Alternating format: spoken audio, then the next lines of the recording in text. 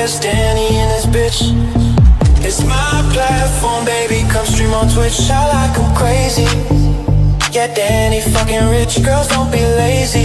Put some energy in that clip. Go buy a hot tub, strip down, shawty lose the fit. And Danny's 60, but still want some off that drip. Don't wear the safety, Twitch con, young, wild and free. These baddies chase me, but don't bring security.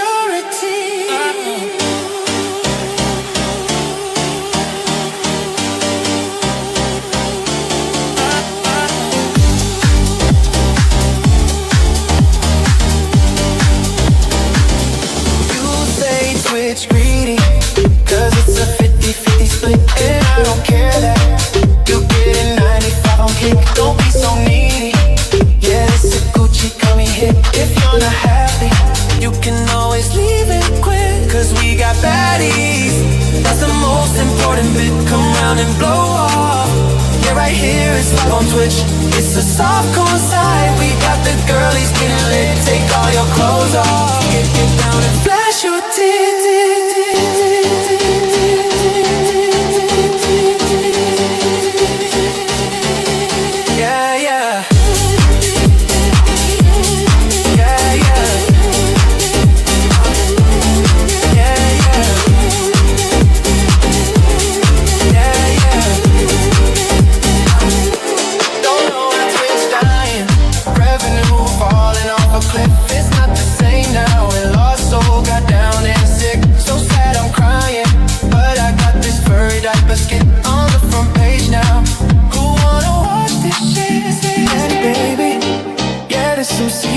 Type shit, my life a movie.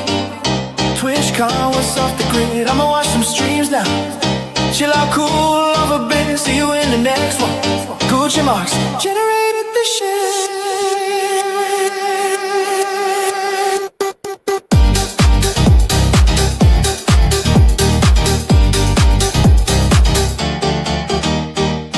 System, the company store, the paradigm of absolute control. And that's why we're just out here doing simple things, pointing out that we're meant to be in nature and be natural. And this is where we find the source that God made to transcend the New World Order. And that's why they want to try to keep us out of it. I'm angry. I've had enough of these people. They're a bunch of Christian murderers, scum. They're on giant death factories, keeping babies alive and selling their body parts. What more do you need to know about these people? I go out and face these scum. They literally crawl out from under rocks. They have green looking skin and they run around screaming, we love Satan, we wanna eat babies. I have them on video. Hillary's in the creepy weird sick stuff, man. She sleeps in the same room with that creepy weirdo woman whose mother wears a hood over her head. What the hell? That woman number one is ugly. Imagine how bad she smells, man. I'm told her and Obama just stink. Obama and Hillary both smell like sulfur.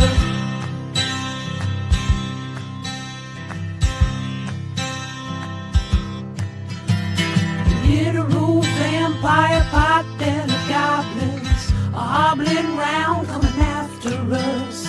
My spirit gets close to that evil and I feel it go.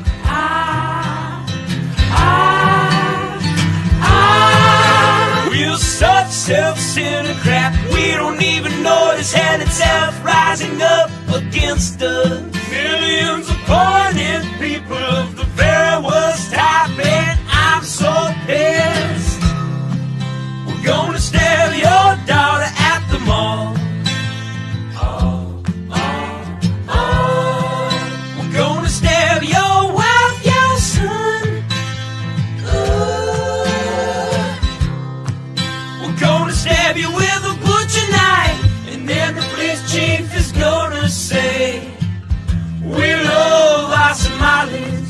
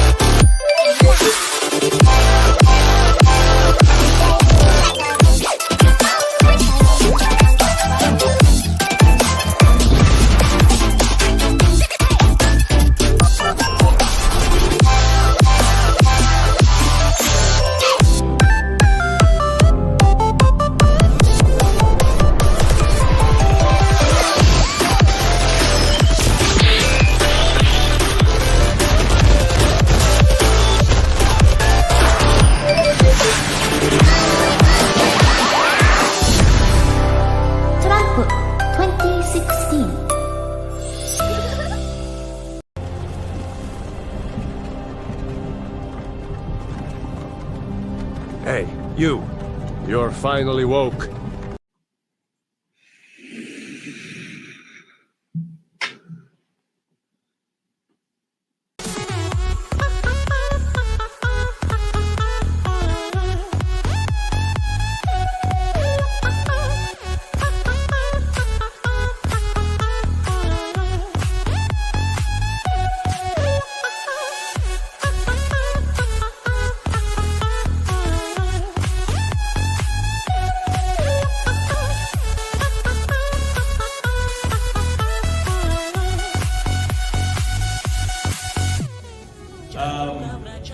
Are you guys aware that we almost see no titties in movies anymore? And we only see titties. Has anybody noticed this? Yes, I love titties. Big old titties.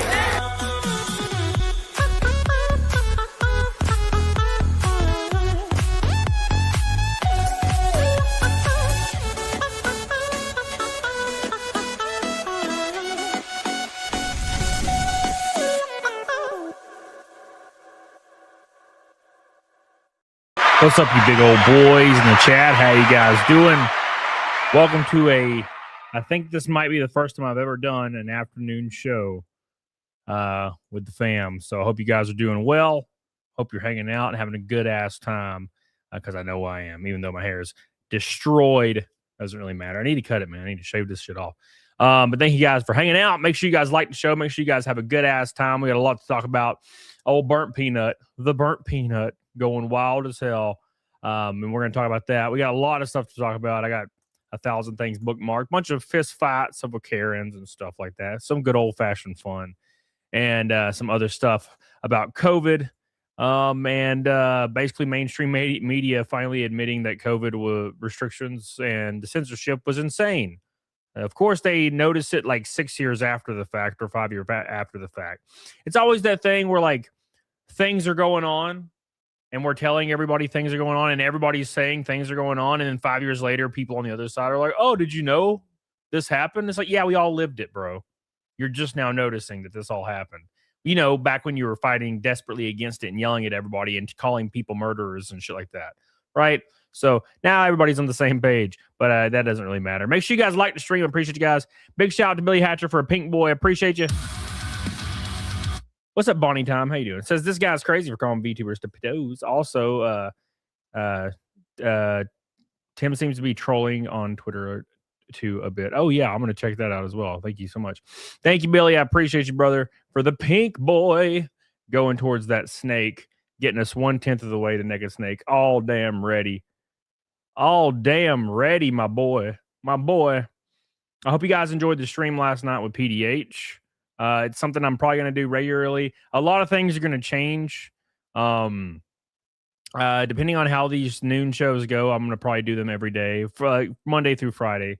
And then Saturday, of course, my Saturday night show. And then, of course, Monday and Wednesday night as well. So same schedule, just adding a lot more on to get the grind on. So thank you, Billy. I appreciate you, brother. Thank you so much. And Charles Salmons, 43 of the 75 people here like the show. Make sure you guys keep on and give them that like up. Give it some love. Once you start noticing, you can't turn it off. That's how it is, man. That's exactly how it is. When you start noticing, there's no coming back. There's no coming back from it, man. Anyways, so the burnt peanut. Oh, my God.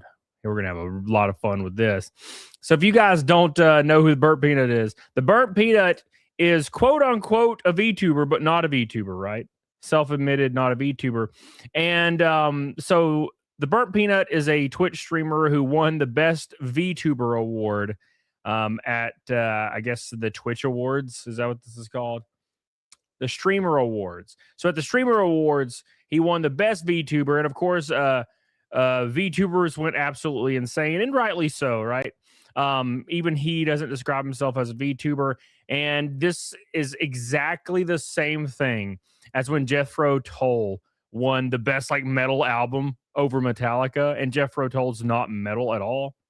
You know, right? So Jethro Tull's not metal, but he won the best metal album Grammy or something years ago. And everybody was like, what the fuck? Same thing. All right. Now, there's a lot of lore to this. But a lot of people are freaking out. And of course, the VTuber community went after the Burnt Peanut because that's what the VTuber community does. Look, if there's anything you can say about the VTuber community, it is that they are very, very, very passionate about their interest, which is, VTubing in general, right? So it's pretty freaking wild. Pretty wild. But it's getting crazy as hell. And they're going hard. They're going hard. Usually what the VTuber community does is they will start swatting people. I remember last time I was even remotely involved in VTuber community, I was getting swatted. So that's just going to happen, right? Anyways, but he won the Stream of the Year award, and people have been going after him a hell of a lot. So he is fired back. What's up, Boosh McFadden? How you doing, dude? Yeah, Jethro Tull is a band, yes. Jethro Tull won like the best metal album a couple years ago. And by a couple, I mean like 40 years ago or 30 years ago over Metallica. And everybody was very confused. Something like that. I may be getting it slightly wrong, but he did win an award over Metallica having to do with like heavy metal or something. And everybody was very, very confused. They were like, that's Jethro Tull's. He plays the flute. It was very strange. What's up? How you doing, Alitzi? Azizi? Jethro Tull is a flute player, yeah.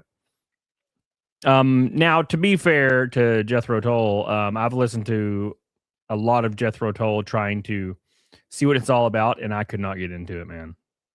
I couldn't. I was like, it just doesn't vibe with me, man. It's kind of strange. All right, anyways, let's pull this up.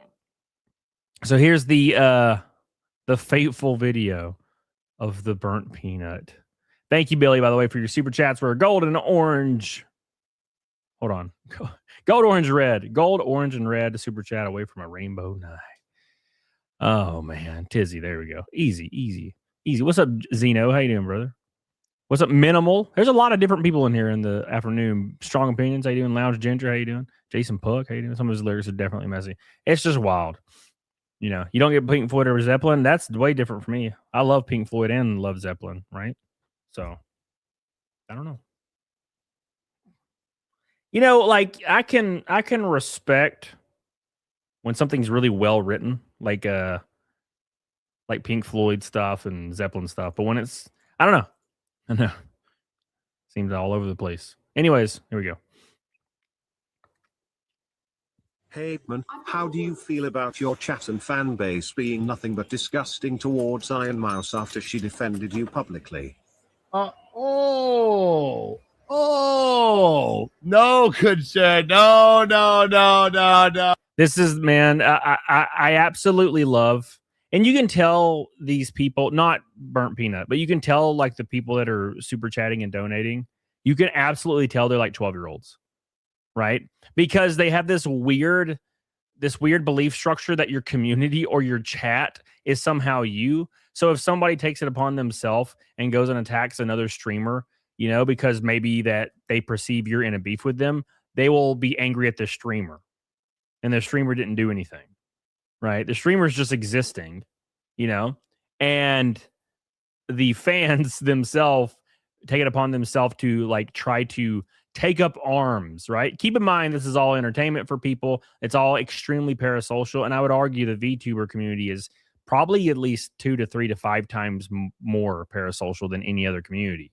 And they get really, really, really, really, really attached to the creators that they enjoy, and loyal to a fault. Now, there's some good to that, but there's a lot of bad to it.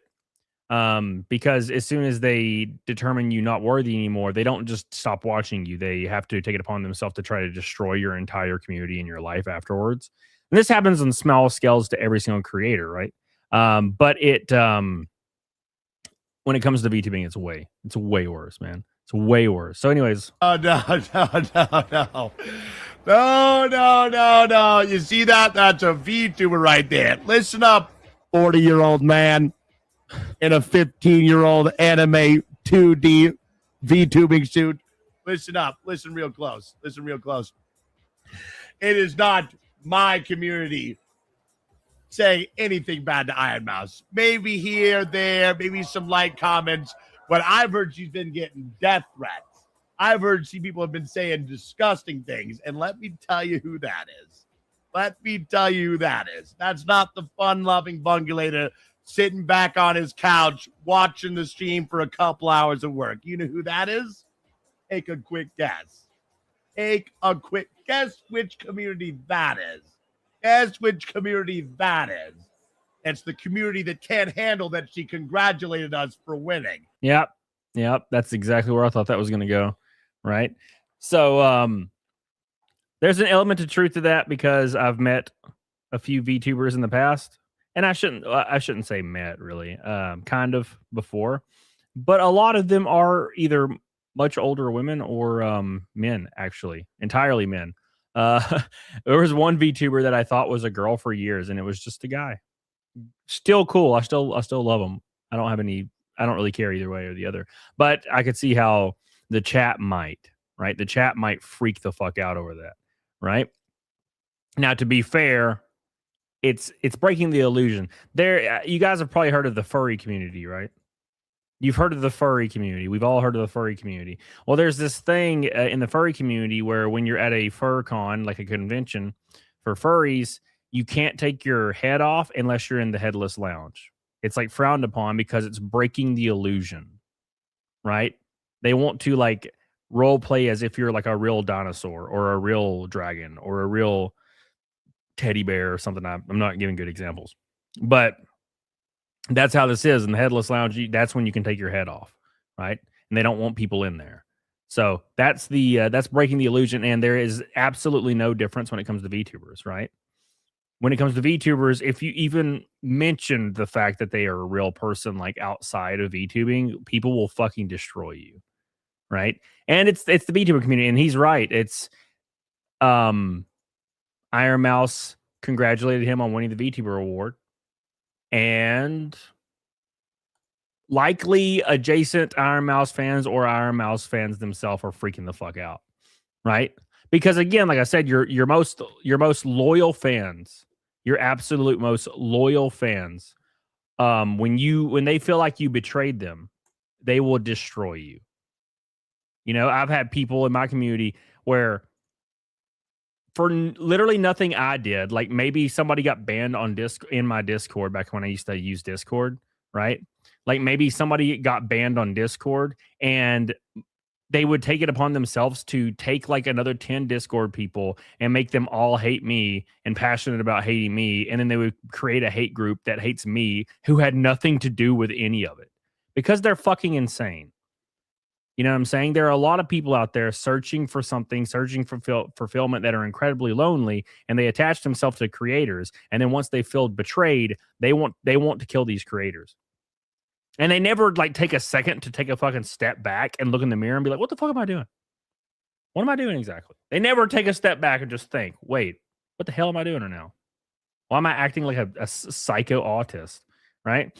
Hence why I don't do Discord anymore. I put that behind me forever. And that was something that PewDiePie said as well. That weirdly enough, I heard him say that around the same time that shit was going on with me. He's like, yeah, I don't do Discord. People are psychos. And they get power hungry over a fucking Discord mod badge. I'm like, bro, like we all have jobs. You guys have salaries. What the fuck this doesn't mean anything. I'm the mod. I'll kill you. And then mods start beefing with mods, and then upper mods start beefing with upper mods, and then suddenly your Discord's on fire, and everybody comes to you wanting you to ban everybody else. If you don't side with me, then I'm gonna hate you. And I'm like, I don't even know what's going on. I'm not even in this Discord right now. Yeah, so fuck that. Fuck Discord. And long story short, that's kind of the VTuber community. And that's every content creator's community, but with the VTuber community, it's way, way, way more drastic, right? Because not only do these people attach themselves to creators in a parasocial way, they also think they have to protect them and save them. Why? Because most of them are perceived as like little girls, like young girls. So they're like, I have to protect this person, right? Because they're mine. It's fucking psycho, man. But that's how this is, man. That's how it is. Anyways, let's continue. May I repeat? The 40-year-old men cosplaying as 15-year-old anime girls. That's who's doing that. I swear it. I would place every dollar I've ever made on it. That's how confident I am. 1,000%.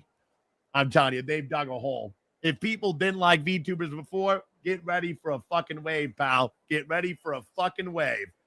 Because that was, honestly, I know it's all the VTubers, and I kind of feel bad for the good ones. I kind of feel bad for the ones that congratulated us. Because half that fucking community just made them look like shit. I feel bad for the good ones, like Iron Mouse and those. They don't deserve that. They don't deserve that.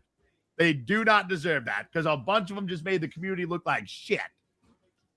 That's the unfortunate. You know what the VTuber, maybe not the community, whereas the fans, like the creators themselves.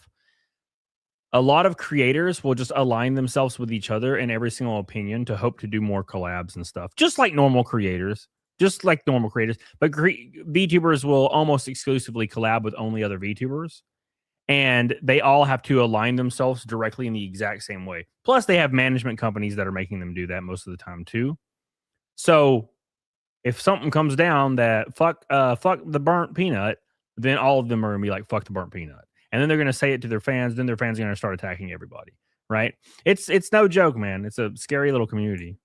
Yaila Musk says, Yaila Musk is back. Greetings, Cam. How you doing, baby?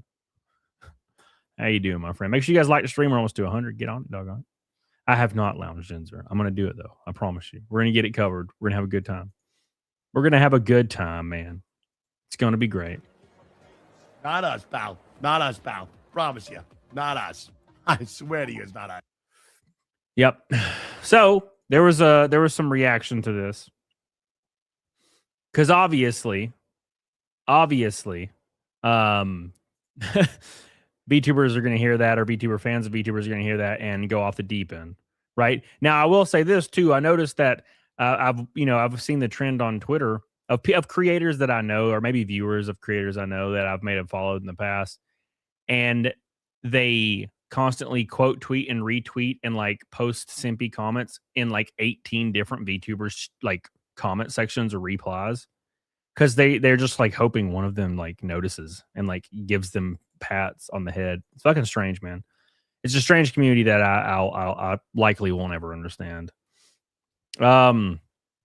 So this person quote tweeted this, and it went viral as hell. It says, exactly what we needed to hear at a time like this. He just destroyed any goodwill anyone might have for him. Made Iron Mouse's life worse, plus VTubers that congratulated him, and has indirectly given his community the pass to continue harassment. Worst case scenario. I don't think any of those things happen. I don't think this person actually watched this clip even in a little bit. You know what I'm saying? I don't think he watched this at all. Now, to be fair, I think a lot of people will just see a clip of a person not groveling. You know what I mean? Even if they weren't. But I do think people will see a clip, and if the person in the clip that they perceive as doing something wrong, if they're not groveling, like with tears coming out of their eyes, then they're evil and they're doing the exact opposite of what they're saying. He said, destroyed any goodwill anyone might have for him. Anyone, that's like everybody, which is interesting. Pretty sure his audience is still massive. Made Iron Mouse's life worse, even though he said Iron Mouse didn't deserve that, and it's not his community doing that. Plus VTubers who congratulated him, which he said the good ones, the ones that congratulated me, it makes him feel bad for that, and has indirectly given his community the pass. At least he put indirectly in there. At least he said the word indirectly. At least there's that. Thank God for that, right? At least there's indirectly in there. That's the only thing that could possibly be seen as maybe accurate, if you could perceive indirect as giving the community a pass to continue harassment. Worst case scenario. Worst case scenario. No, the worst case scenario would be way different, actually. Worst case scenario would be 10 times worse, actually. You know what I'm saying? Like actually him saying those things that you... Worst case scenario would be if he actually did these things. Worst case scenario is exactly what you described, which didn't happen. That would be worst case scenario. So I could agree with that. This person right here, Howling, says, I think what bothers me is he just won't outright say, hey, stop harassing VTubers on my behalf. There you go. Now, he said Iron Mouse doesn't deserve this and it's not my community, which kind of seems like the same thing. But again, if you're not groveling with tears in your eyes, then they're not going to perceive it that way. And they're still going to say they hate you afterwards, by the way. You can apologize and they're still going to hate you for the rest of your life. So it doesn't really matter. Like I said, I get that shitty people won't stop. but at least he tried. A lot of VTubers that address drama, including Cinder and Bao, say, hey, don't attack on my behalf. I think that's kind of agreed upon, right? I'm pretty sure every single creator agrees that you shouldn't go attack people. Now, there are creators that totally do that. They're psychos. But every large creator agrees, with the exception of Hassan Piker, will discourage that. Be like, yeah, don't attack these people. That's kind of a given. Like, are we supposed to say every time there's some kind of weird beef or drama, when you're a giant creator, that's going to happen like once a week probably, you're supposed to say, quote unquote, please do not attack these people on my behalf every single time? You can't control other people, and people have free will. Okay? Either a creator is completely complicit and can be charged if their community does something, or they can't. Right? What'd you say? I know you're Tekken, but I want to be your friend. Tekken?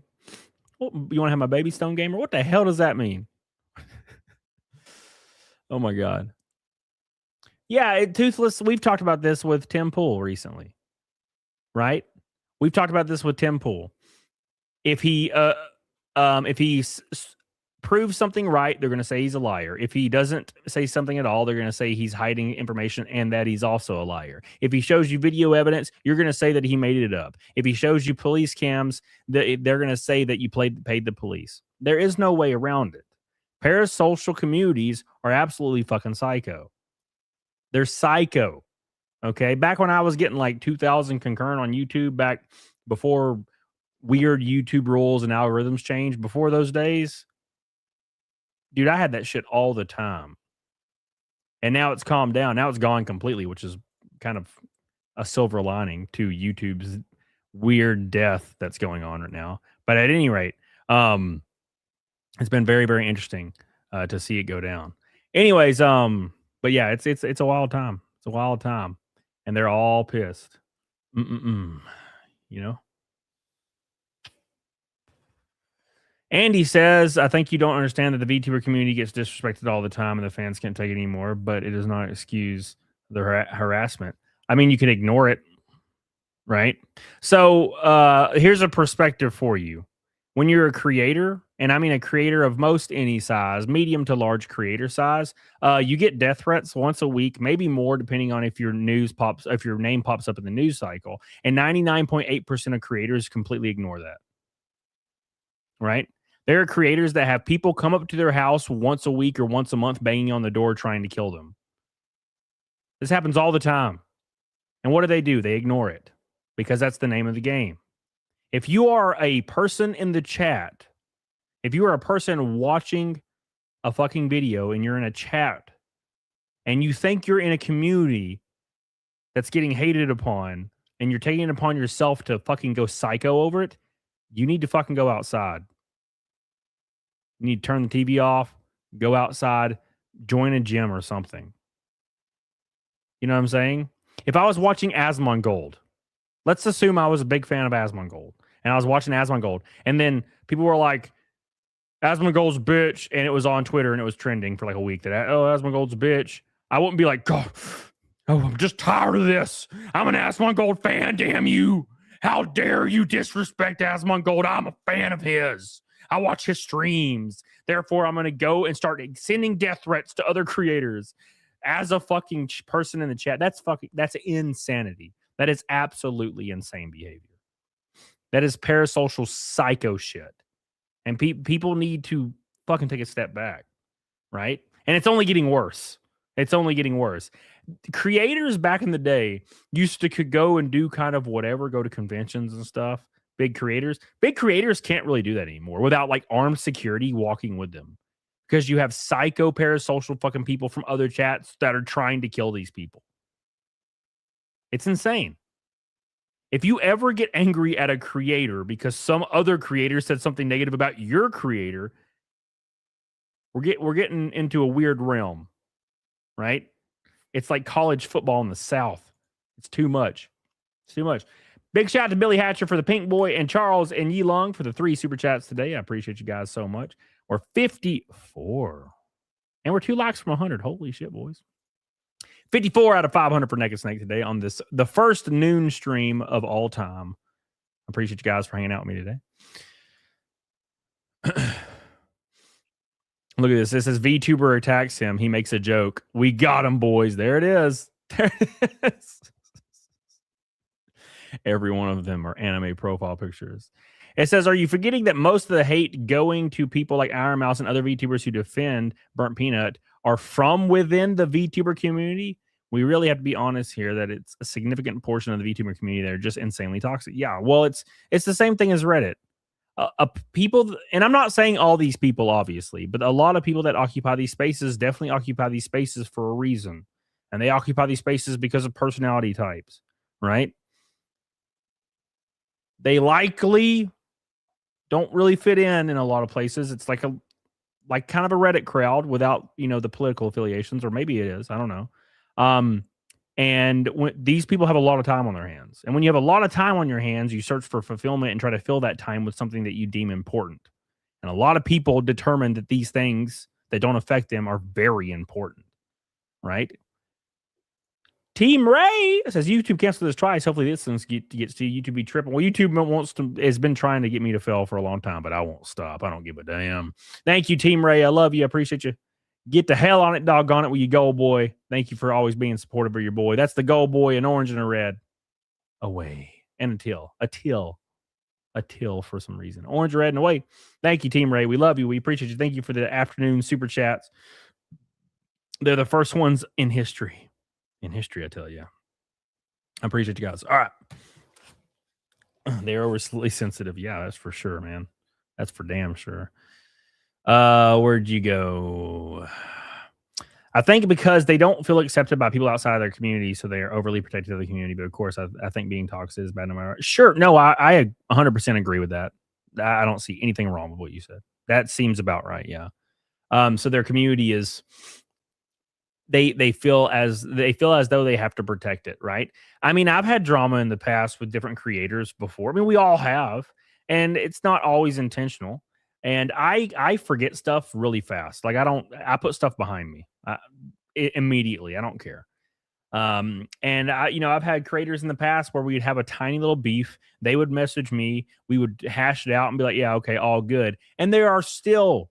This is like 3 years ago on some of these cases. There are still people that join my chat from 3 to 4 to 2 years ago that say, wow, aren't you that piece of shit that did this thing to this creator? And the other creator, they don't even care. It's over for them. They don't think any way about it. But there's still people that are in their chat. Aren't you that guy? That I hate you. I'm like, you hate me. You are more mad about these beefs than the actual creators are by a mile. If you're in a chat making no money, getting no watch time, making no forward progress on your career as a streamer, you should never be more upset about a beef than the actual streamer themselves. That's fucking psycho. That's insane. Absolutely insane. All right. Anyways, let's continue. Insane behavior, man. And that's to be fair, that's most creators. But I think if you look at it, just take most creator like atmospheres or most creator interactions and just amplify it times like 5 when it comes to VTuber stuff, right? Zen Shady said, so you guys attack him and make fun of him and then expect him to just say thank you, get your shit right. Well, that's exactly what they expect. They expect them to say everything in under the sun, even give him death threats, and then he's just going to be like, I adhere to everything, even though it won't make it stop, right? It won't make it stop. His community spent 3 days calling me a PDF for being a VTuber, even though I literally said he was technically a VTuber. So I don't know why I was harassed. And the fact that he hasn't acknowledged any of it and didn't do general, hey, stop it, shows his personality intentions. Don't have to do that. It's not his responsibility. Don't have to do that. You are expecting people with personality types that are not like yours. Okay. Most of these people act like 13-year-old Reddit kids. Or they're like, you need to acknowledge your privilege and say it out loud. You need to acknowledge this and say it out loud. You need to acknowledge this and then also say you stand against this and you need to make a movement. And I'm like, you're talking to like 30 to 40-year-old men that give two flying fucks about this stuff. They're not going to act like 13-year-old children, right? That's just how this is. That's how it's going to be, you know? VTubers bring drama, nothing but drama wherever they go. Well, it's because of things like this, right? A lot of I hate having to go back to this, but a lot of the people in these spaces don't understand sarcasm or satire for a reason. And I've talked about this 1,000 times, and I don't think I should say the reason again.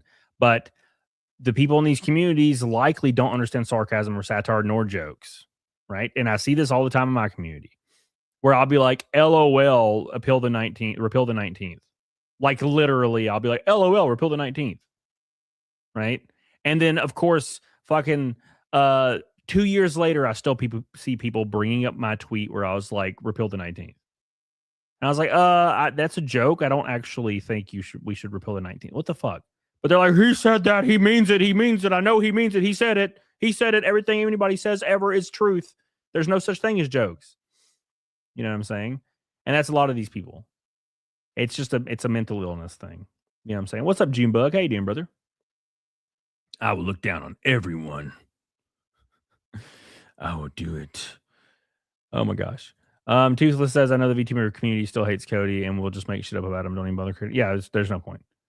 I mean, that's in any situation though. Like there are people that hate me all over the place, and I can't remember the last time I saw an allegation that was even remotely true or kind of true. Dude, I see shit all the time. Like there was one a couple months ago there was like a couple people trying to spread a rumor that I beat my children. Now keep in mind, I don't have any children, but that was a popular one for a while. It was pretty funny. Like somebody was talking about me on some stream, and I just saw it, and I just clicked on it and like looked at the chat, and like people were just making shit up all the way up and down the chat, like literally just making shit up. Camelot went on stream and cried the other day because of this thing that happened to him, and I just saw it. He was just live talking about it, and I was like, I haven't streamed in 2 days. What the fuck are they talking? They were just making shit up, and then people see it, and with confirmation bias, they're like, well, that's true, 100%. And they'll repeat it in perpetuity. And if you prove them wrong, they'll be like, oh, interesting. And then the next day, they'll just keep repeating it. It doesn't matter. There's no reason, right? And that's why Burnt Peanut doesn't have to come out there and say all these things. Acknowledge, do this, because they'll just say he's a liar anyway and doesn't mean it. It doesn't mean anything. People that use confirmation bias to hate you will hate you regardless of what you say. If you apologize, they're going to laugh at you and then hate you, right? You haven't cried on stream in at least 5 years. That's what I'm saying. So, hey, Junebug. I watch VTubers and I know people dislike me, but I ignore it. Yeah, dude, there's a lot of VTubers I like. I have VTubers on my show all the time. I had like 3 on in the last month. There's a lot of VTubers I like. I don't have any problem with it, but I treat them as individuals. I don't say, oh no, I'm bringing a VTuber on. The community's. I don't give a fuck, right? And there will be people popping up in chat. Didn't you know? Did you know? Camelot made a joke in 2022 about a VTuber.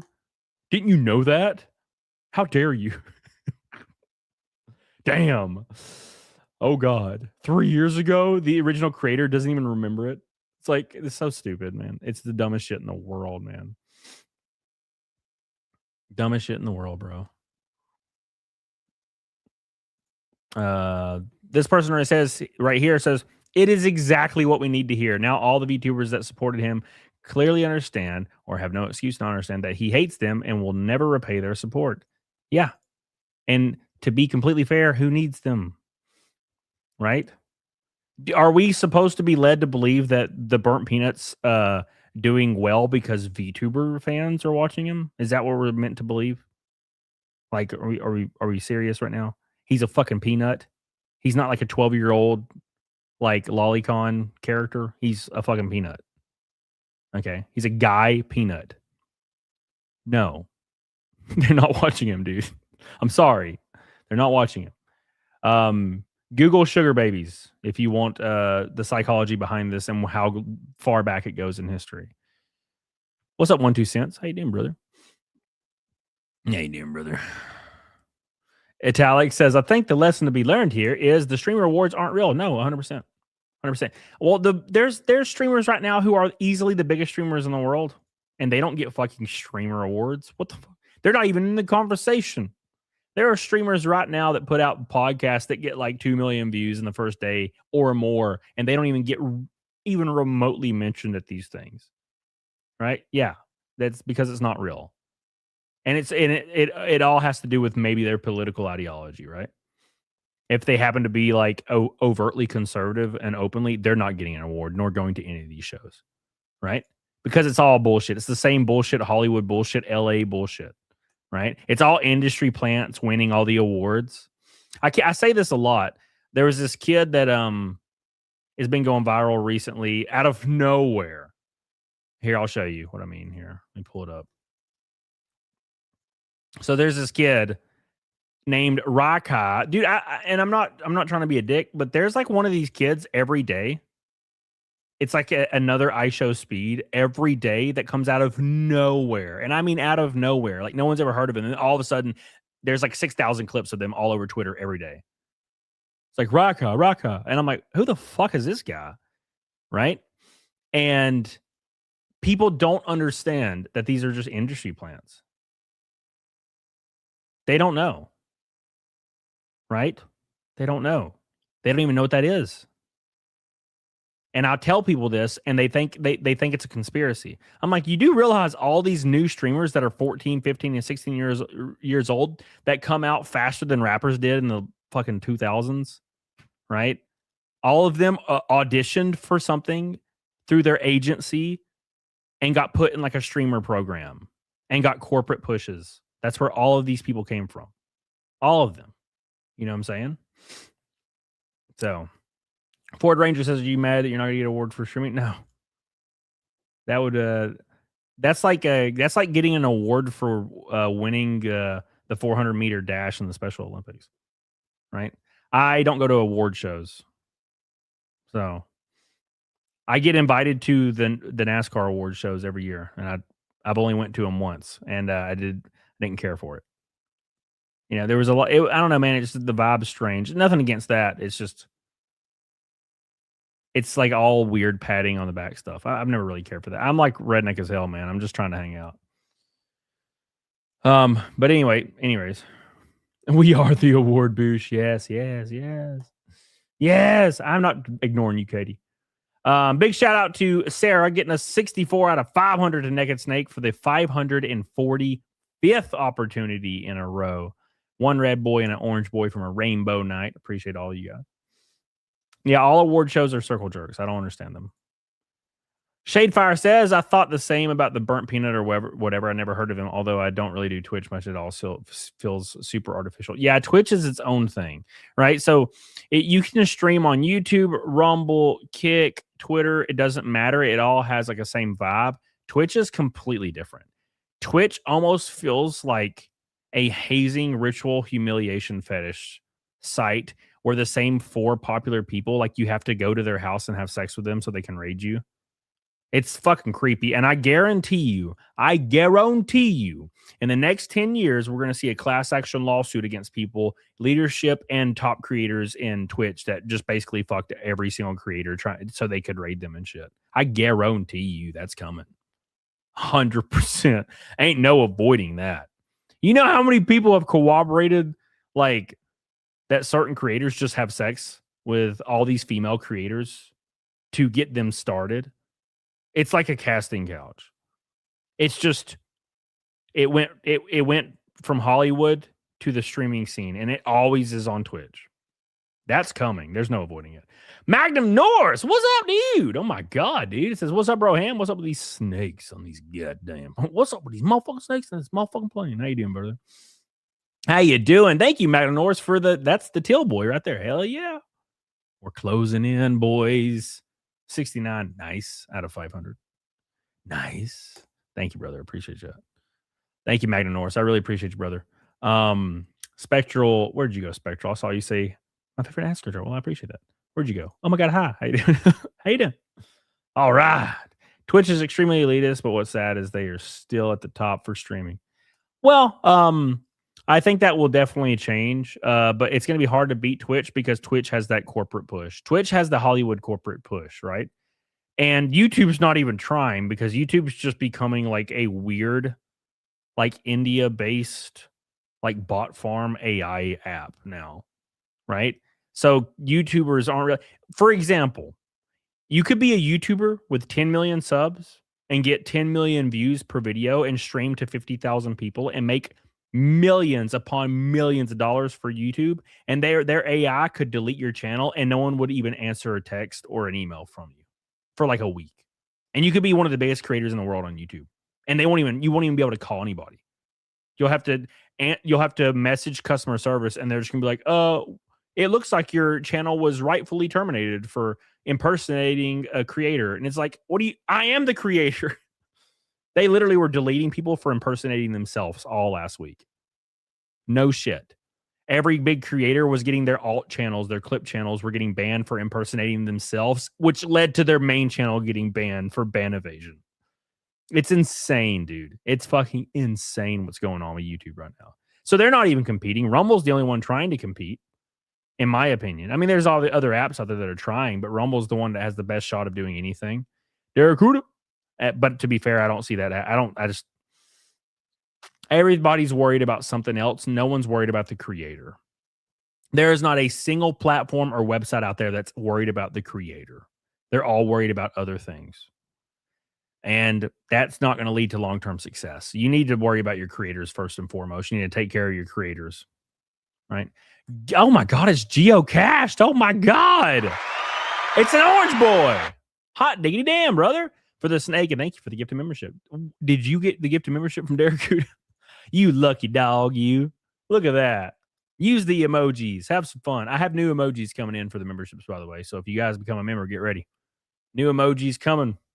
It's going to be spicy. Spicy. And I have members-only content, members-only shorts, everything. It's going to be fun. Thank you, Geocache. I love you, dude. Thank you. Helping us. We're now a fifth of the way to Naked Snake. You see it? Damn, brother. We made it. A fifth of the way. One red boy from a rainbow night. Magna Norris says, "I wasn't a question, foe. It was a directive." Thank you, Magna Norris. I appreciate you. Magna Norris becoming hard, bro. Tizzy says, "Meanwhile, channels that still content creators get to stay up." Yeah. There's like 6,000 different shorts channels that are just sharing Joe Rogan clips. And they're getting like millions of views. Like 100 million sometimes. And they get to stay up. Right. So anyway, this was what I was talking about. So this guy, I commented this, by the way, but people are like, why did I just learn about this guy just existing a couple like days ago? It's because he's an industry plant. And the management crew have went on to paying all the large like rage bait accounts to start posting clips of him so he becomes viral. Therefore, he gets a bigger streaming audience.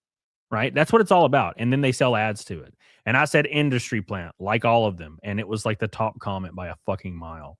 Because I think everybody's starting to catch on. What people don't realize is Hollywood is trying to get in the streamer business. They're already here. Streamers came out of nowhere a couple years ago, started dominating the entertainment force. Movies started losing box office sales. Shows started dropping in ratings.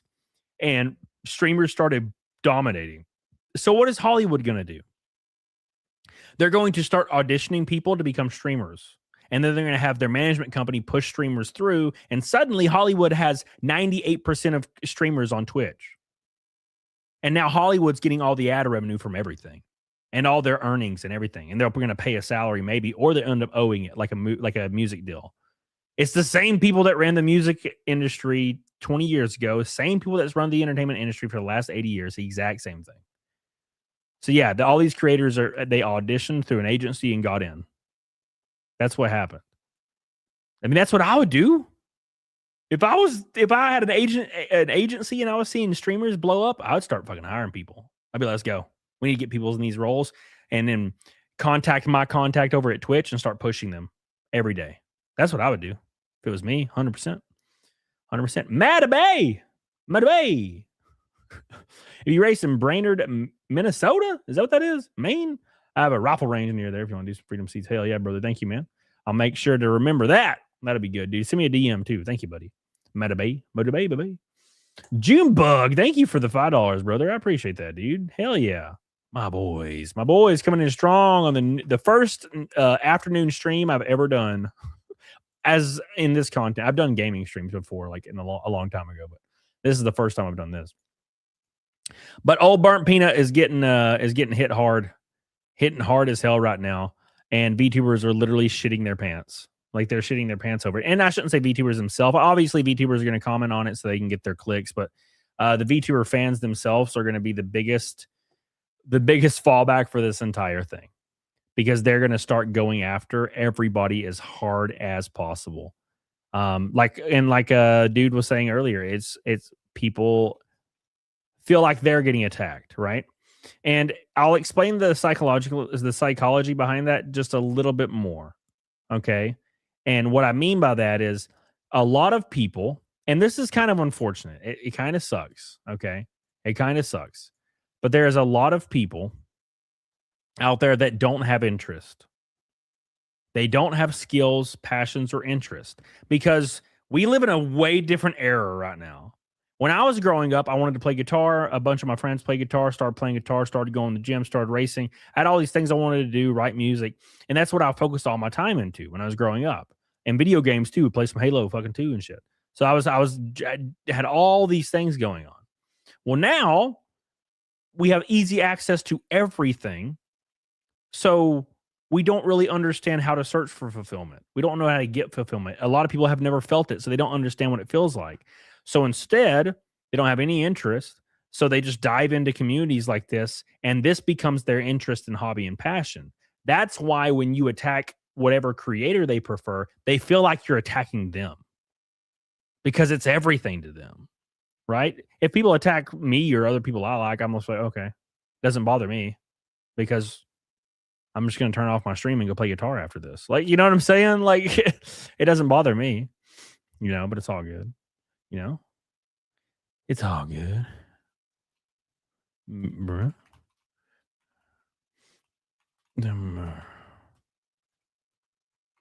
All right. All right. Anyways, sorry. So, Burnt Peanut. I always go off on tangents, guys, about talking about psychology behind shit. You excited for the Game Awards? Which ones? Is it the GameStop ones now? Gunham's the only VTuber I'll watch. Hell yeah, brother. He's the beast.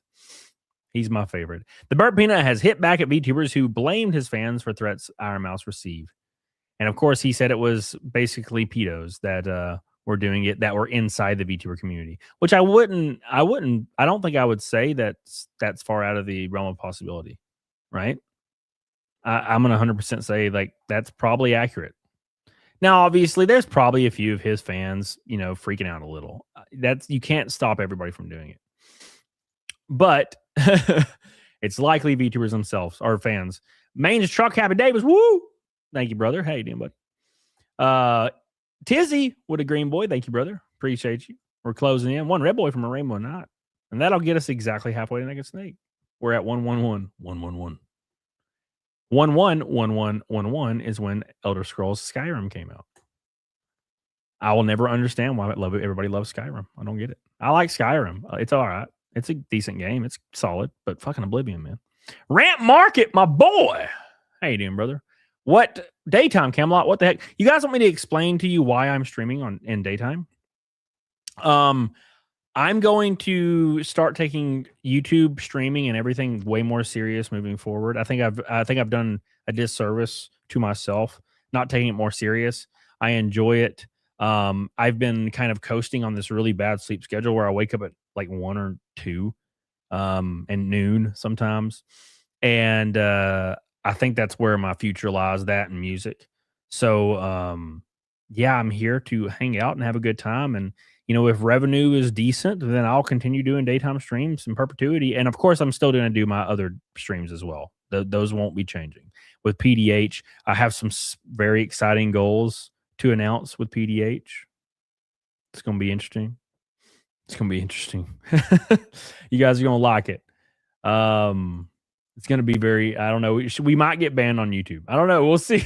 It's going to be fun. I asked her, I didn't want to pressure her, but I asked her, I was like, what do you think about this? And she was like, what do you think about this?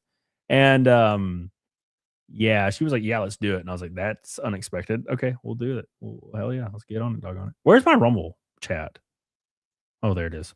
I'm a bad friend, guys. God, I'm just clicking everything wrong. I'm getting old, man. My like motor functions are suffering poorly.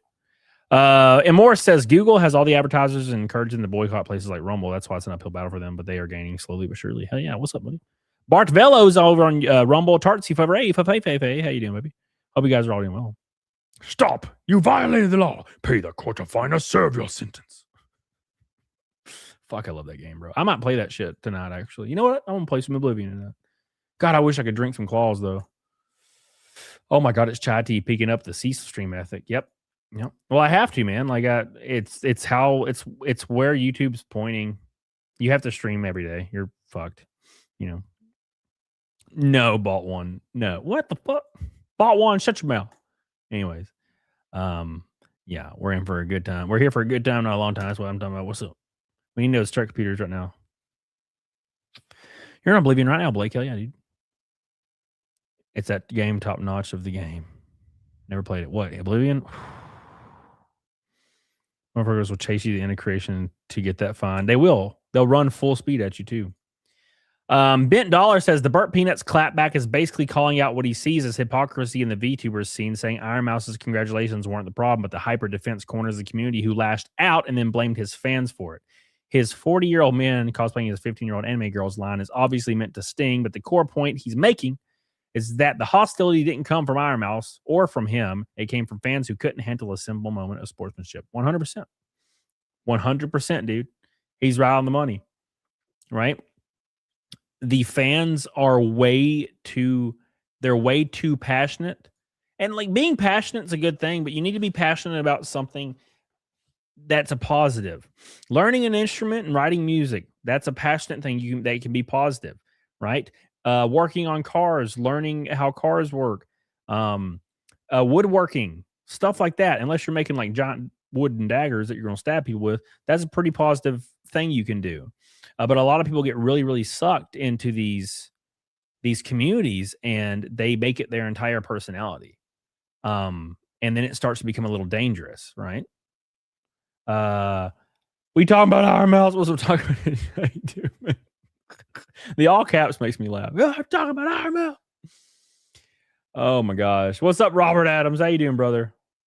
How you doing, buddy? The fans are the ones that keep making it drama, the entertainment, and feel more. No, Junebug, you're 100% right. I mean, think back to my situation a couple of years ago. None of the creators care anymore. I've talked to the creators, off and on, like throughout the years. No one cares.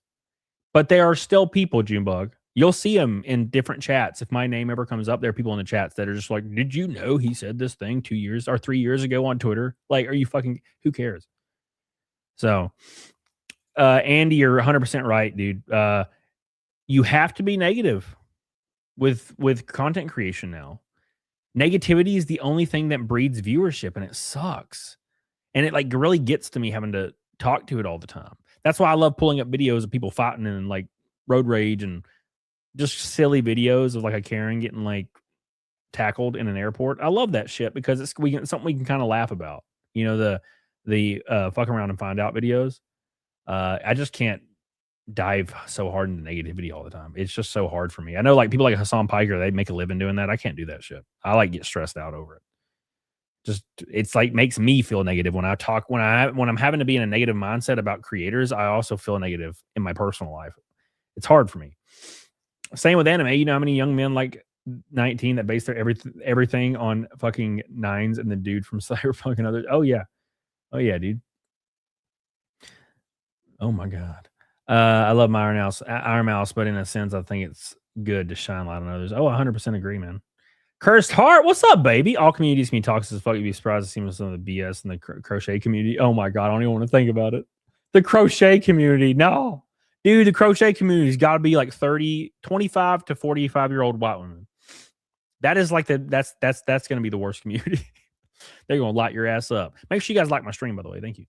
What's up, Rakin? Can you please call Hassan by his actual name? Hassan Diddy Piker. Oh, no, brother. Oh, no. Speaking of Hassan Piker, he cried like a little bitch. Let's bring him up. I like when Hassan Piker gets in his feels. Every single stream, he's all me. People are mad at me. So, if you guys don't know, there was a puff piece that dropped about Hassan Piker from The Guardian. There's this weird corporate push to make Hassan Piker as big as Joe Rogan, but Hassan Piker is like strange,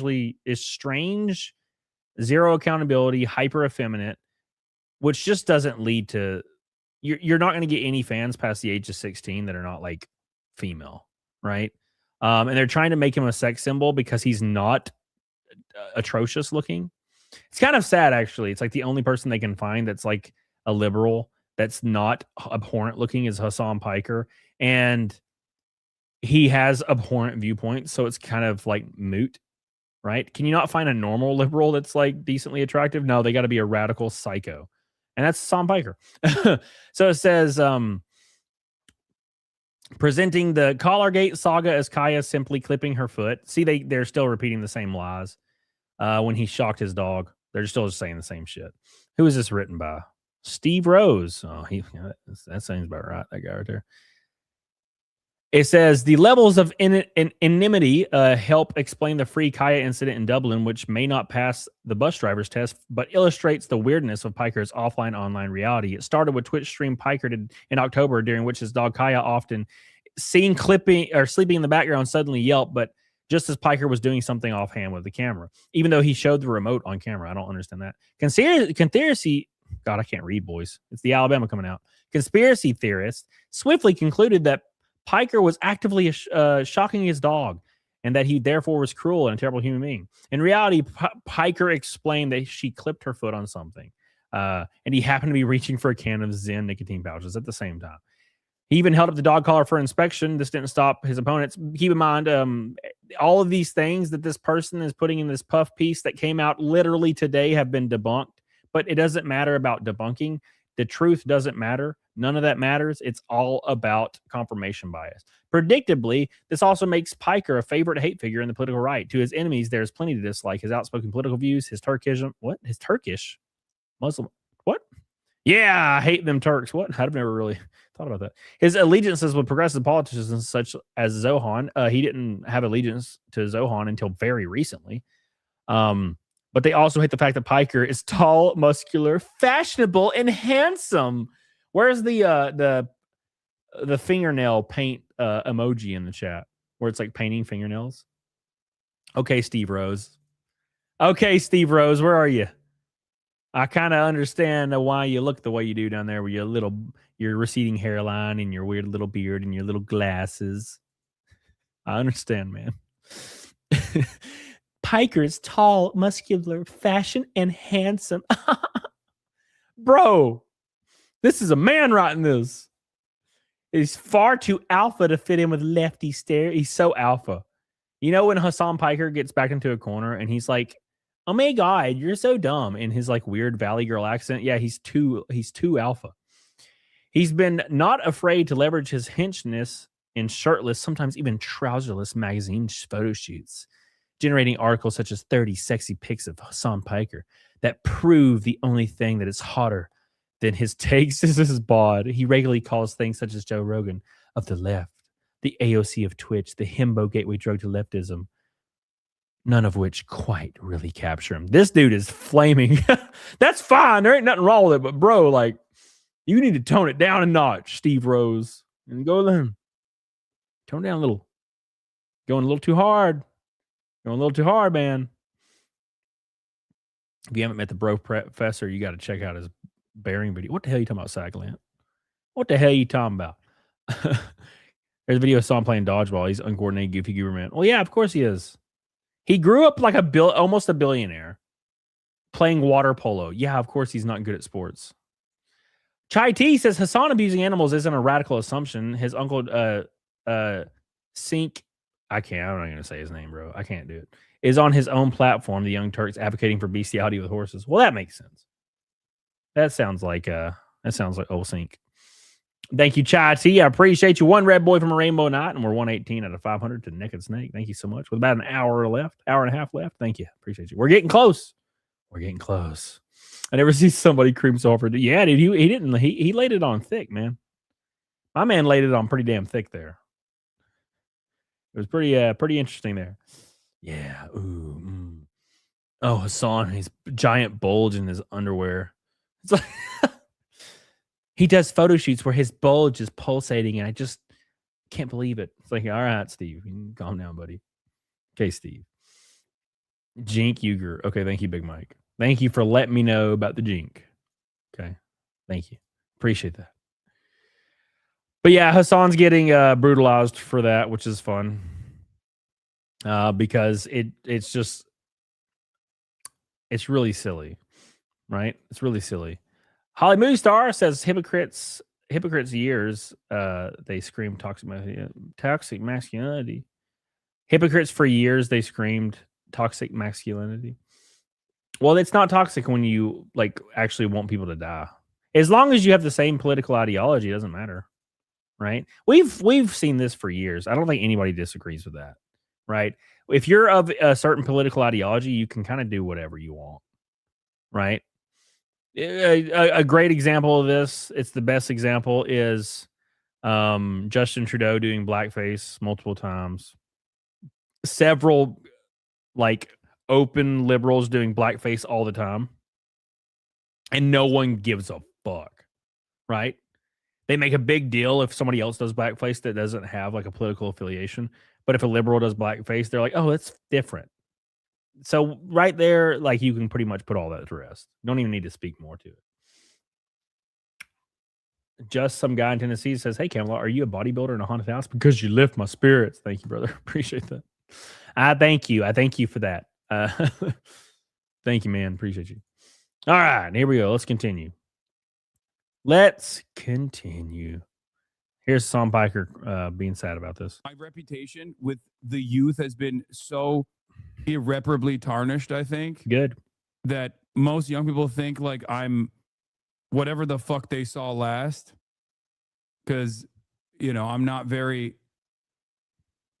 I have my moments, but people on, it's difficult. People on TikTok already, like people on TikTok, even fucking, even leftists on TikTok will regularly do call out posts on people like myself. Oh, even leftists are going after him. Oh, that sucks. That's not allowed, he says. That's not allowed. Even leftists are going, that's not allowed. We think the same thing, kind of. What a dumbass. Maybe if people, liberals and conservatives hate you, maybe it's because you're a dumbass, abhorrent human being that shocks his dog. And then when he gets heat for it, he takes his dog out for walks and videotapes it. And he's like, look, I'm good. But he doesn't bring a water bowl and uses his hands to cup water because he didn't think about bringing a water bowl, because he never takes his dog on walks, because that's the first thing you do. The first time you ever take your dog for a walk, you won't have a water bowl because you won't have thought about it. And then you get out there and your dog's panting and you're like, oh shit, I need water. So the next time you go out, you bring a water bowl. And then you do it forever after that. Forever. Right? Any dog owner knows this. The first time you likely don't realize it. And then every time after that, I have collapsible bowls that I take in a backpack when I take my dogs for walks. I have collapsible bowls. I always take them. And I take a jug of water every time. And I've done it for years.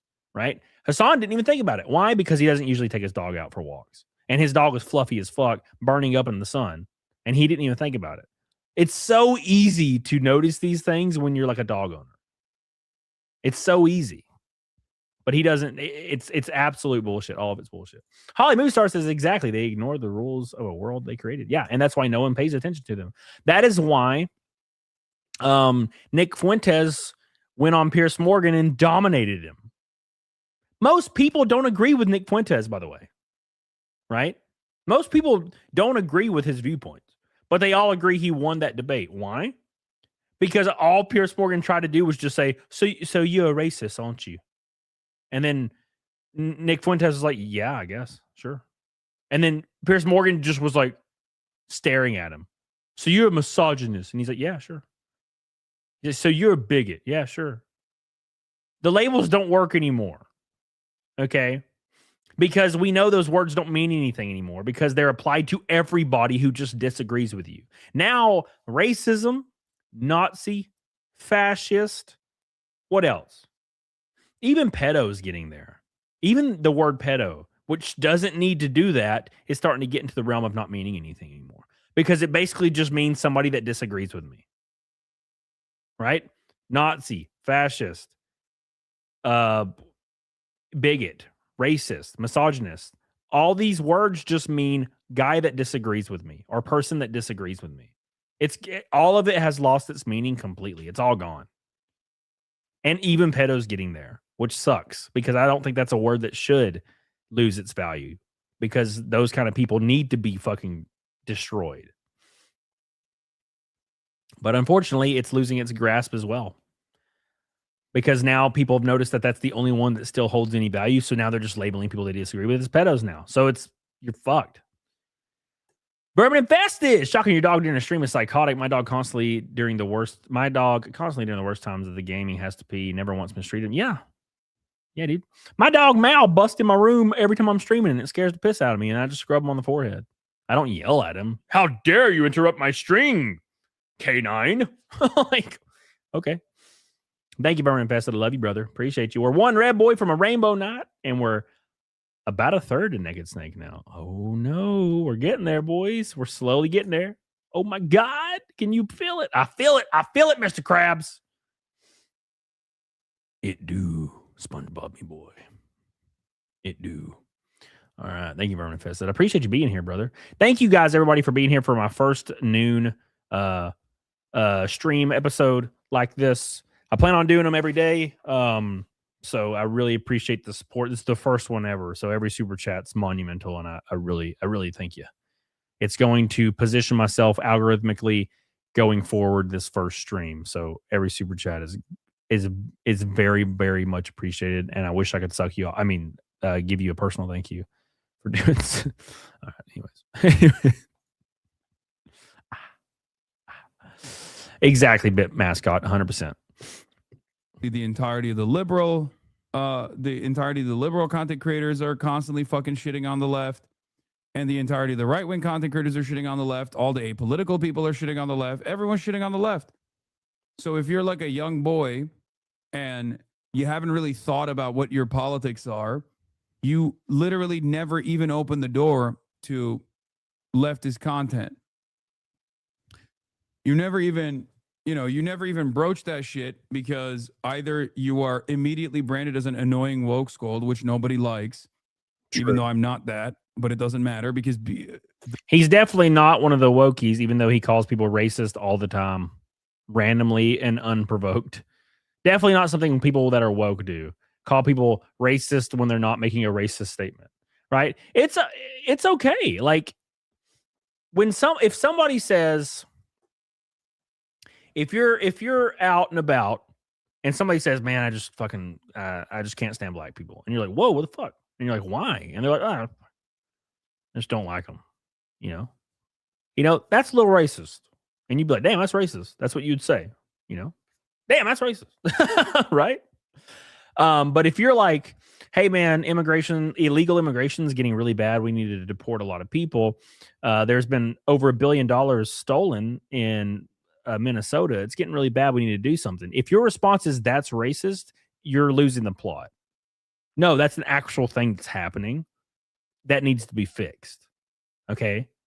That's what Hassan Piker does. He'll call stuff like that racist, which means he's woke, right?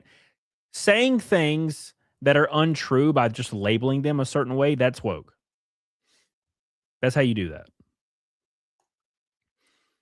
If you're like a mom and you have 2 10-year-old kids and they're watching the new kids movie like Super Mario or something, and then Mario starts making out with Luigi, and Luigi the whole movie is struggling with his identity, and they're like keep making out and like it's weird, and you don't want your 10-year-old watching that, that's not you being a bigot. All right, that's not. And if you complain about it, you're not saying things are woke. You're just like, what the fuck's going on, right? People just label stuff just immediately, right? The very fact that I'm not that also leads to a lot of people getting mad at me for not being that, right? People on the left get mad at me for not being an annoying woke scold. People on the right consistently call me an annoying woke scold. So it's a really shitty media environment to operate in. Oh my god, I wonder what his reaction to this interview was. I guarantee you he called Nick Fuentes racist. Guarantee you. Nick Fuentes. I love how Pierce Morgan said he won the debate because Nick Fuentes has admitted he was a racist. I'm like, Nick Fuentes will do that all day. If I say, hey, Big Mike, do you admit that you're 245 pounds right now? And if you're like, yeah, then I'm like, okay, I win. What? You'd be like, no, what? What was the question? I answered it. I'm confused. You know what I'm saying? Boosh McFadden says up to $4 billion in fraud right now. April, illegals are not getting government aid. Now he's taking away the illegal government aid. I love that, right? What is it? 43% of Somalians in Minnesota are on government aid. And they're like, only 43%. That means almost 60% are not. And it's like, wait a second. I thought illegal immigrants didn't get government aid. I'm confused. Hold on. Uh-oh. Said the quiet part out loud. Rest in peace. Rest in peace, everybody. You done goofed. You've goofed too close to the sun, my friends. Too close to the sun, boys. It's ogre. It's ogre. Yeah, I actually, I feel bad for Pierce Morgan because I've been watching Pierce Morgan's like clips, just clips of Pierce Morgan lately. And I've been like, hey, I kind of like he's kind of, he's got a few based opinions and he's talking through them. This is nice. And then of course he brings Nick Fuentes on and goes hyper boomer liberal mode. And I'm like, oh, gay. That's sad. Pierce Morgan sucks. Rest in peace. This is what happens. He couldn't get away from it, man. So, yep, that's how we are now. Here is a random tiny VTuber slash VTuber fan slash VTuber quote saying, "Hey, tagging the burnt peanut, you sir are not a VTuber, and the fact you won that award just shows how much the whole thing is rigged. So all I have to say is fuck you and the horse you came in on, and anyone who defends your community." Right? And this brings us right back full circle to the community itself being fucking unhinged. Just to put that out there. Just to put it out there, right? It's like, it's not the VTuber community doing anything. VTuber goes on there saying, fuck this motherfucker piece of shit. Oh, I love it. It's one of those things where people can't see their... You can't see their... they can't see their own actions, right? So that's how it is, man. What's up, Purple Chaos? He's a flip-flopper to whatever opinion is most of the time. Yep, he is. I was very shocked to see Pierce Morgan be against trans women in sports, like in male or in female sports. I was very surprised to see that. He's still annoying and anti-gun though, because he's English and he doesn't go to bad neighborhoods. Americans in poverty grow up in terrible neighborhoods, and we understand the need for, gun safety. People that don't grow up around that, they just say that we're all stupid. Game Awards were rigged as fuck. Well, of course they are. It's corporate back patting bullshit, right? It's lame. It's like the Grammys. You'll have the best albums ever from artists not winning Grammys, and then they'll eventually just give the artist a Grammy for a random album. Because, they earned their take, right? It's like how Leonardo DiCaprio didn't win an Oscar until he did that bear movie with the bear, right? There's so many situations where Leonardo DiCaprio should have won an Oscar before that, but they're not going to give him an Oscar, right? Until he pays his dues. It's all bullshit. None of it's real. None of it's real, bro. And no one cares. No one cares, luckily. Which is all good, man. It's all good. Not only is he not a VTuber at all, he's also posing with a Russian flag. Freaking terrorist supporter. I don't know anything about him, so I don't know anything about him. Also, he's a freaking terrorist supporter. That's the kind of cute. I don't know anything about him, but right before that, freaking terrorist supporter. Well, I guess you think you know something about him right there. What's up, Mr. Cornell? How you doing? I don't know anything about him, so I don't know if he's a Russian himself. What? But nonetheless, it's disgusting. The invasion and genocide didn't stop, even if your attention span did. Look how good and immoral I am. Yeah. Is this chat summary AI? Viewers in the chat are expressing varied opinions about Maya, with some praising her support for animals and charity, while others reacting to the mention of her boyfriend. Some comments containing inappropriate sexual remarks. This person is getting mad over an AI chat summary. Wow, that's a new one. Yeah.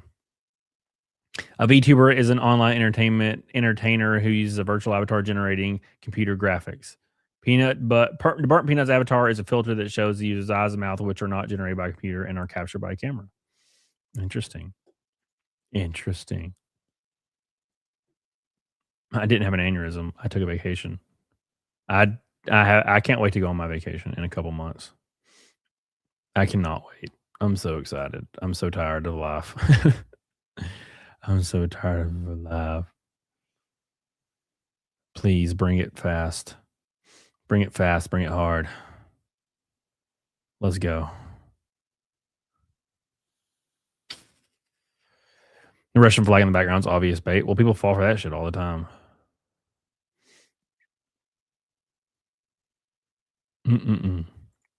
This one right here says, if you're truly annoyed by the Burnt Peanut winning the VTuber award, you're not a VTuber nor a VTuber fan. This only applies to people who use his model isn't typical. He doesn't like VTubers. He doesn't associate with VTubers. Yeah, well, here's the thing. If they pretend as though VTubers are just lolicon models, and if it's anything else, it's not a real VTuber. Probably because it's breaking the illusion. Right? That's my thought process on it. Big shout out to Vernon Infested. We're 127 out of 500 till Naked Snake with an hour left. One Red Boy from a Rainbow Night to get us halfway there. I appreciate all the super chats on the first ever Camel Noon show that I plan on doing every single day. If things go well. So I appreciate you guys so much for all the love today. And big shout out to Derek Kuda because he's our single membership of the day. Shout out to my boy Derek. Thank you, buddy. Appreciate you, man. Thank you. I love you, dude. Thank you so much. Thank you. Appreciate you guys supporting small ass guys like myself. I really appreciate that. I really, really do. YouTube has been trying to kill off small creators for a long time. A lot of my friends have gotten deals with platforms so they could escape that. That ain't gonna happen with me, unfortunately. So I don't know the right people, unfortunately. So every super chat, thank you, appreciate you. Every Rumble rant, appreciate you as well over there. I got 2 Rumble rants from Renee Garlars yesterday for $10 a piece that I didn't read because I'm a bad friend. Sad time. All right, let's move on. It's time for some fist fights. John Harris says, I can't take any of these people seriously. No, of course not. You shouldn't. You shouldn't take any creator serious unless they're talking about their own life and something dangerous happening. Like, none of it should be taken seriously at all. It's all silly. Especially not a VTuber playing a video game. You know? What's that, anonymity? How you doing? How you doing, baby? Here's something that's interesting that I meant to hit that I didn't. I couldn't find the article, so we'll just bring up Tim. I agree, Fired Up Gaming. That's how it should be. Right? What's up, Helena? How you doing? Why are you feeling bad? What the hell, Tyler, are you talking about? Yeah, that's one of the things that makes him not a VTuber, Lesser Logic. One of the things that makes him not a VTuber is not shitting his pants and crying over anything and everything. Oh, that's... What's this? Yet there's something troubling and telling in the fact that his memo has provoked people to deny even the possibility of COVID vaccine-related deaths. So to give you guys some context here, the Atlantic, a strong supporter of all the bullshit COVID stuff, is now admitting that COVID censorship went way too far. Isn't it cute how all these publications are admitting that COVID censorship went way too far 5 years after the fact? I love it. Love how all these publications and politicians 5 years after the fact are like, maybe something went bad there. Oh, wow, really? So when all these citizens were screaming and people were getting 100,000 likes talking about their son getting myocarditis, we just pretend like we didn't see that until 5 years later. Yeah, okay. All right, cool. So anyways, I'm off today just working on some shelves desk. Hell yeah, brother. Thank you, anonymity. Robbie Van Gogh, what's up, buddy? How you doing, buddy? No Life is here. How you doing, buddy? Well Read Comics is here. How you doing? A lot of cool people hanging out. I appreciate you guys. The idea that mRNA-based shots have tragically killed a very small number of children is not far-fetched. It also doesn't imply a catastrophic threat to public health, given the tens of millions of doses of these vaccines. Look how they worded this in this article. The idea of mRNA-based shots have tragically killed a very small number. You like that? You like how they put very small in front of that to make it look like children death isn't that big of a deal because it's very small. This is a sales tactic. If you guys have ever worked in retail, you're supposed to say words like only and just. Why do you say words like only and just? To make it not seem like a big deal. So when you're trying to sell something, oh, it's only $10. It's just $10. This is a sell 101. That's what they're doing here. They're saying a very small number, only a very small number, to imply that children dying is not a big deal. Oh, it's not that big a deal, right? It's totally fine. One kid dying over a COVID shot that they didn't need to take is more than enough to warrant you getting lit the hell up and people getting arrested over it. One. It should only take one. Yeah. What's up, Saul? I see 2,800 calories is where I stay, around 212 to 216. Shit, I'm on 16. I'm on like 1,400 right now. So trying to get down to 165, I think. I think that's where I'm going to go. I'm just going to go harder. I'm going to go even harder because I'm going to hit 170 probably in 2 weeks. So I just need to go harder. Have safely been given out to young people, as I've stated the whole time. When COVID vaccine mandates were introduced, my argument was actually against those who are like, we're going to see in a couple of years all of these people dying everywhere, and we've not. Now, to be fair, it certainly does seem like there are people missing, but that could be a result of, I don't know, population collapse, which we've also talked about quite a bit. We have not seen evidence of tens of millions of people or even 100 million people dropping dead mysteriously. There are a lot of conspiracies about dying suddenly, and I do think it's particularly interesting. I think it's actually quite simple. If you give out, let's say the rate of injury for a vaccine is 1 in 300,000, which for some of the more modern ones, it is. If you give out 1 million doses, you are going to have on average around 3 adverse events. Now, just 1 million doses spread across the country, no one's really going to report on some dude who like fainted while playing soccer. It's just one guy. But if you give out not just 1 million, but 200 million, then 200 million boosters, then 200 million boosters, now we're talking about thousands of people. And when thousands of people start having adverse events, it pops up in the news and people say, hey, wait a minute, why are we seeing so much of this? YouTube, big tech, and all the platforms then began to censor and ban anybody who dared talk about it. Well, because there was a lot of money to be made, right? So people working up in the upper echelon of YouTube, Twitch, people working up in the echelon of every single corporate company had large positions in Moderna and shares and stocks. So yeah, they tried to mandate it all over the entire U.S. The U.S. government tried to mandate it through OSHA, by the way. It didn't pass. But that was what was going on. They tried to mandate it because there was so much money to be made. And then they relied on normal, stupid people. And I shouldn't say stupid. I should just say normies that don't really pay attention nor care to just repeat the same bullshit. Like, you're going to kill your grandma. Bullshit, the same bullshit. They just relied on dumb, uninformed people to kind of just like enforce that. You're going to hurt people. You're going to kill people. Look at the death counter on CNN. It says millions and millions of people are dying from COVID. Look at all these millions of people that are totally dying from COVID. The numbers on the screen, it's like it's several million people dying of COVID.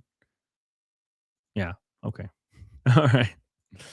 Yeah. Make sure you get the vaccine so we can order another 10 million per city through tax dollars. Please. Yeah. It was all bullshit. And I think a lot of people saw that right out the gate because they think you're stupid. They go on to say, now, in a moment when public health in America is under existential threat, this insistence that no evidence exists for vaccine-related death risks adding to the crisis. I agree. Now, Atlantic, why didn't you say all this during the lockdowns? No public health authorities deny that COVID shots can have some ill effects. Adverse reactions are possible with all medical interventions. The mRNA-based vaccines produced by Pfizer and Moderna in particular are known to cause myocarditis, inflammation of the heart, On rare occasions, especially in teenage boys and young men, the form of myocarditis that occurs after vaccination is typically far less severe than the one caused by viruses for unclear reasons. mRNA-related cases have largely disappeared in recent years, but this condition can be deadly and can... Oh, my God. Yeah, I remember that. I remember when it was like, okay, maybe the shot does give you myocarditis or can give you myocarditis, right? But then they were like, but the virus also will totally do it anyway, so you're fine. You're fucked either way. I'm like, okay. Okay. All right. Okay. We get it. Yeah. It's absolute bullshit. And we're going to pull up, I'm going to pull up a video of some stuff we've heard a lot. Shadefire says 80-year-old man dies on impact from bus crash, but it was reported he sneezed beforehand, so he died with COVID. Well, hospitals were getting grants for listing COVID deaths. That's why they did that. It's only AIDS. Take drugs, don't ask questions. 100%, dude. 100%. That's how it works. Big shout out to the super chats today. I appreciate you guys. Where are they at? A lot of fives and twos. Magna Norris, main truck, Happy Davis. Billy with a pink boy. Geocache with the only orange boy. Billy with the only pink boy. One red boy from a rainbow night. And we're 127 out of 500 with an hour left to Naked Snake. Thank you guys so much for all your super chats. I appreciate you guys. Helps me out in a big ass way you probably don't even realize. You don't even know. All right, anyways. Rich people nowadays don't make money. No one made money amongst wealth since the mid-20s. Rich people nowadays don't make money. What the hell? What the hell, boy? Where is that video? There he is. There's old Cuomo. There's old Cuomo. Oh, Cuomo. He's funny. Hospital received incentives to report the deaths that's covered, right? Sure, yeah. I think everybody knows that nowadays. Make sure you guys like the stream, please. I'm not going to be able to cover the world the way CNN can. But whatever I'm covering, my reporting, what I know, my sources, I'm okay. A lot more than these guys on digital media. I mean, are you kidding me? They're not reporters. They don't have sources. That's why they go with some sources and they take it from other places. And then they package it in an opinion, which is fine. But the idea that they are at an advantage against the Wall Street Journal because they cherry pick every time somebody gets something wrong, like, you know how easy that is to do? How often do they get things wrong? How often are they half-truths? They want you to believe that the vaccine that Donald Trump got us faster than we could have ever gotten it otherwise, he says, and everybody seems to agree, the man they voted for and supported for president wound up producing something that's poison. The COVID vaccine kills. The COVID vaccine kills more people than it helped in any way. That's what they want you to believe. And you should have never been forced to take it. Now, by the way, I don't believe you were forced to take it. My favorite narrative in the world. My favorite narrative in the world is gaslighting people to believe that never happened. That never happened, everybody. That federal mandate for federal employees to get vaccinated, that never happened, actually. Now, what happens when you tell people like Cuomo this, right? What happens if I tell Cuomo it was federally mandated for federal workers and hospital workers? What would he say? Well, you could have quit. You could have quit your job. Right? So technically, they didn't hold you down by law and put it in you as you screamed on the ground in the living room of your house on the floor. So technically, you weren't forced. You just lose everything and get ostracized, and you get to be homeless now. You weren't forced, right? I mean, technically, we're not going to throw you in prison, therefore you're not forced. It's the most disingenuous bullshit on the face of the earth. I mean, you weren't forced. It's like, but I was going to get fired. Oh, you could have quit then. Yep. Crazy, man. Absolutely crazy. Tell that to federal employees. Yeah, it doesn't matter. You hit the retort if you bring that up is, oh, well, you can just quit. Right? You can just quit and lose everything. So there was freedom of choice. There wasn't freedom from consequence for those choices. You got the government, Donald Trump, saying this is what we need to do it. And then you think you're going to get the same access everywhere if you don't do those things? And you don't think that the numbers show that when the vaccine came out and made it into the vulnerable communities, we didn't see a precipitous drop in the cases and in serious illness? Oh, yeah, we definitely didn't. It was, you want to know the flu numbers? You remember the first year of COVID? The COVID case numbers? Did you know the flu numbers? The amount of people that got the flu? Yeah, it was 0. It's usually several million every year get the flu. It was 0. But COVID was several million. Interesting. It's almost as if it was the flu, but they just said it wasn't, right? Oh, look at the drop in cases since we started counting the flu again as flu and not COVID. Wow, it's crazy. It dropped. You know, it dropped. It wasn't forced, right? There's consequences for your choices, though, for sure. Those consequences being you just get fired from your jobs. Yeah. You aren't technically forced. There's consequences for your choices, though, right? You just get fired. Apparently, that's a totally not a wrongful termination, I guess. It's totally fine. Chai tea, oh my God. You people wanted the unvaxxed tossed in FEMA camps in quarantine. Which side is this fascist on? Yeah, people forget that too. They completely memory hold that. There were certain politicians that wanted to build COVID resorts to forcibly put people in camps, like in Australia, which they did do in Australia. They actually forced people into camps in Australia and took your phone away. Yeah, that happened.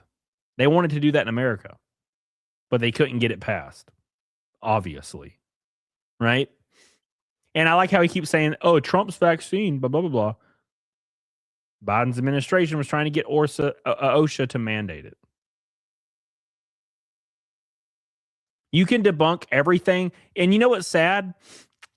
Cuomo is posting this video in 2025, the year of our Lord, with completely debunked talking points from 2020 of August 2020. All these talking points are from August 2020 that were debunked a long time ago. And people are curious as to why everybody thinks this dude is a bold-faced liar. And I mean, obviously he knows he is. It's part of the job. But like, still relying on like elderly people to like watch you and believe you. Look at me. My brother totally didn't kill thousands of elderly people. It's totally fine. Hilarious. Oh my God.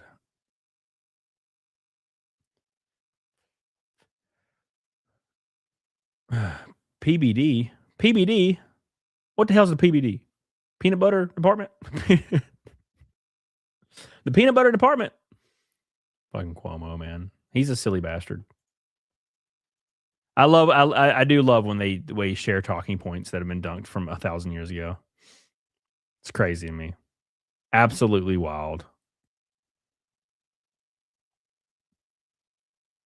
Here, oh, this one's wild. Oh, this one's wild as hell, boys. Yep, it was wild, Team Ray. Wild as hell. What'd that put us through? 132. We're at 132 for Naked Snake. We're getting closer and closer with the super chats. Thank you so much. Appreciate you. Thank you. Appreciate you so much for your love. Yeah, it does seem like an old video, doesn't it, Aldo? 100% seems like an old ass video. You're like, wow, he's saying stuff that they were saying in August or March of 2020. Same bullshit. Different decade almost. This says Royal Caribbean cruise staff stuffed a passenger in a fridge and refused to return to port after he was served 33 drinks. The 35-year-old Michael Virgil died on a cruise after allegedly being served 33 drinks and being injected with a sedative. Virgil was seen ramming a door after getting off the wrong floor when he was searching for his room hours after the shift left port. The father from California was eventually taken to the ground, injected with a sedative, haloperidol, and sprayed with multiple cans of pepper spray. They fucked that guy up. Virgil's fiancee, Connie Aguilar, I'm definitely pronouncing that wrong, alleges that the cruise refused to return to port following the incident to put his body in a refrigerator. Holy God, Jesus. They put him in a refrigerator and continued the cruise for multiple days. Virgil passed away from significant hypoxia and impaired ventilation, respiratory failure, cardiovascular instability, and ultimately cardiopulmonary arrest.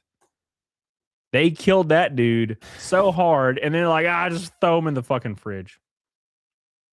They unironically were like, just put him in the fridge. Just put him in the fridge. It's fine. Just put him in the fridge. Oh my God, Mr. W. Come on, brother. Come on, man. Come on, man. You're killing me, man. Jesus Christ. What's up, Mary Maldonado? How you doing, baby? That's wild. Put him in the damn fridge. A cruise ship passenger who was reportedly drunk and unruly on a Royal Caribbean cruise ship has died.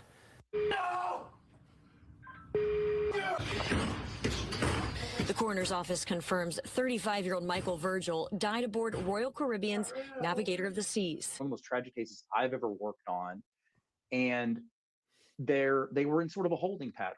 They board the vessel. They're on sort of a quasi orientation situation. They are on a pool area where there are bar type structures around them. That dude did not wait long to get fucked up though. They had just left port and the dude was blasted already. And they're just waiting. And as the child became a little bit impatient. So Connie took the child to go see if they could check on the room because their room was not ready yet. And it was during that time frame where we really don't know with absolute precision what happened. The next time Connie saw Michael, he was on a gurney outside the medical office with zip ties, and he looked like he had been bruised and battered. And they told her at that time, he was being rambunctious, he's riled up. We're going to give him some kind of sedative, which they would not identify, but it's all going to be okay. And they told her to go back to her cabin. And she did. And we don't know the exact time. It's an estimate based on memory, but within 30 minutes to an hour, she gets a phone call saying he's dead. She got a phone call with the news.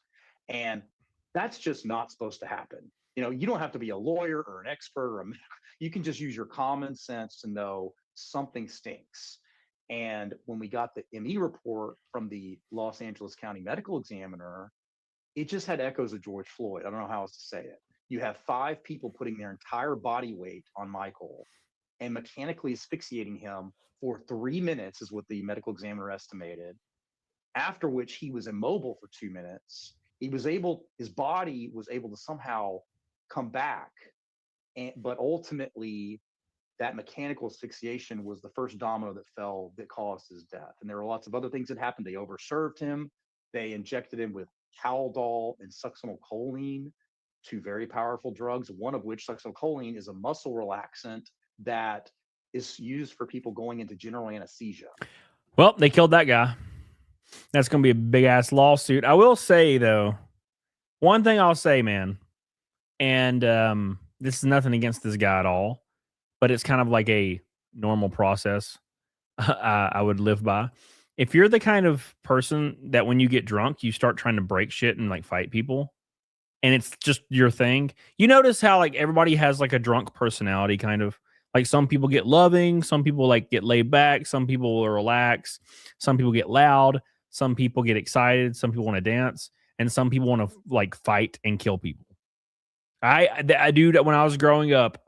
I had mutual, like I had a mutual friend that was like mutual, not a great friend. I didn't really know him well, but he was like a mutual of a mutual. And he was a super sweet guy. But when he would get drunk, he would try to fight people, like his friends, like fist fight them. He would just completely change. And then like he would like eyeball a guy across the room and like start like yelling at him. So you want to fucking go? You looking at me? You want to fucking go? And the guy's like, what's happening? And we had to restrain this guy. Long story short, with that guy, he started going to bars and doing that, and then he got shot in the face and died. He did not last very long. Died like 15 years ago. So that happened. So that guy's not with us anymore.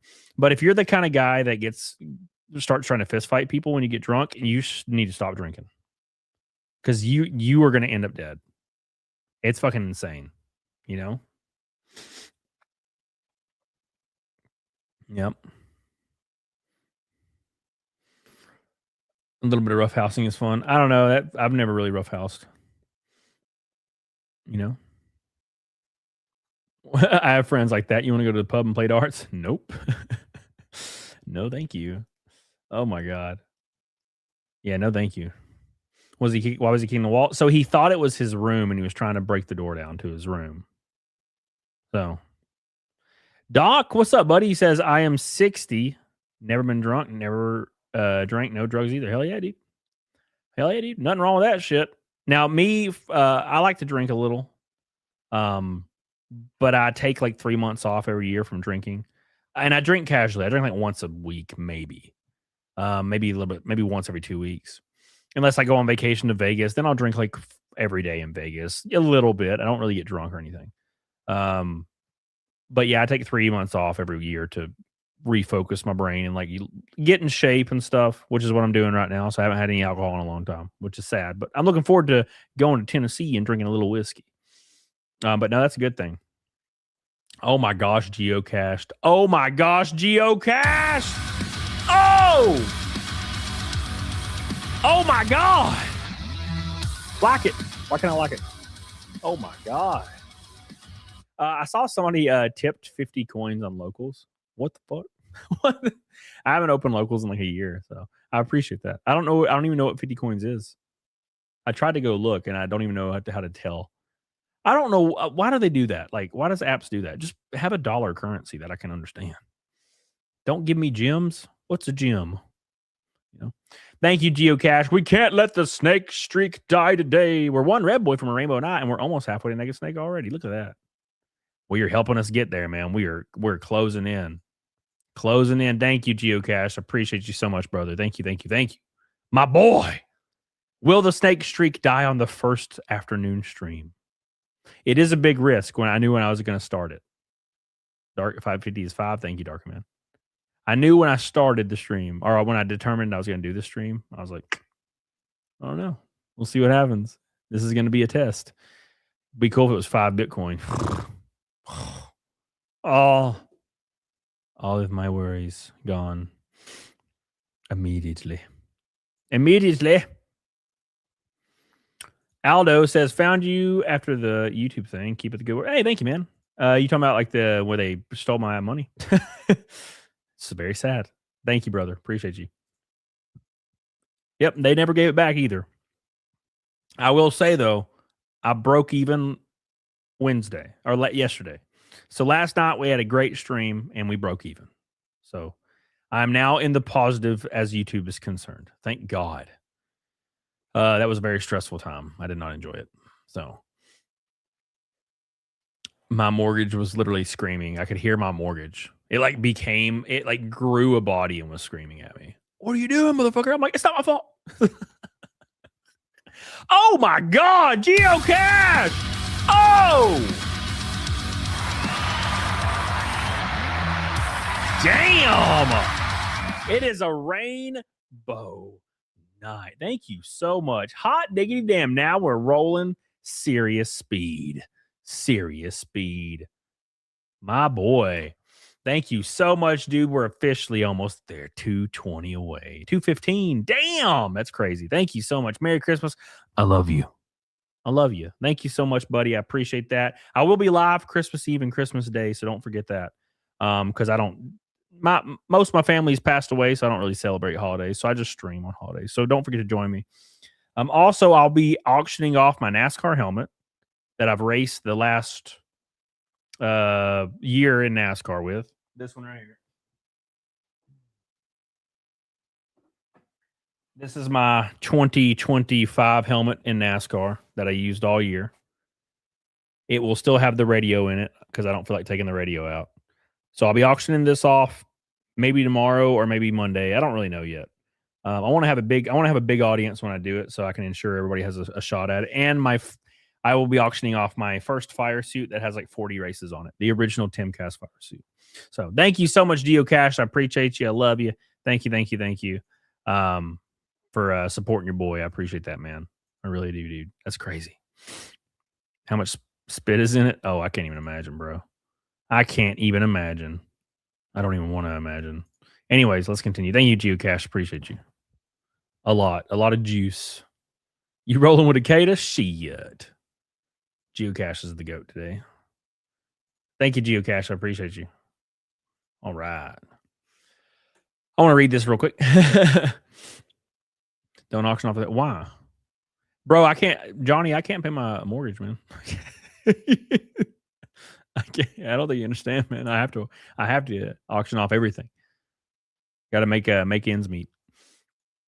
The end of the year was it was tough. Can I use it as a gaming headset? Definitely not. No. Yeah, this helmet was like $1,000.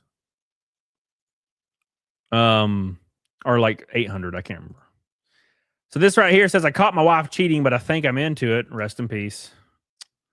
It says, I recently came home early from a fishing trip with some of my guy friends because the weather turned bad and it started to storm. As the title states, I saw my wife having sex on the couch as I pulled into the driveway. We have a large house and she didn't realize I was there. So I just left and went to get some food. After texting my wife about what just happened during the trip, I came back a few hours later and the man was gone.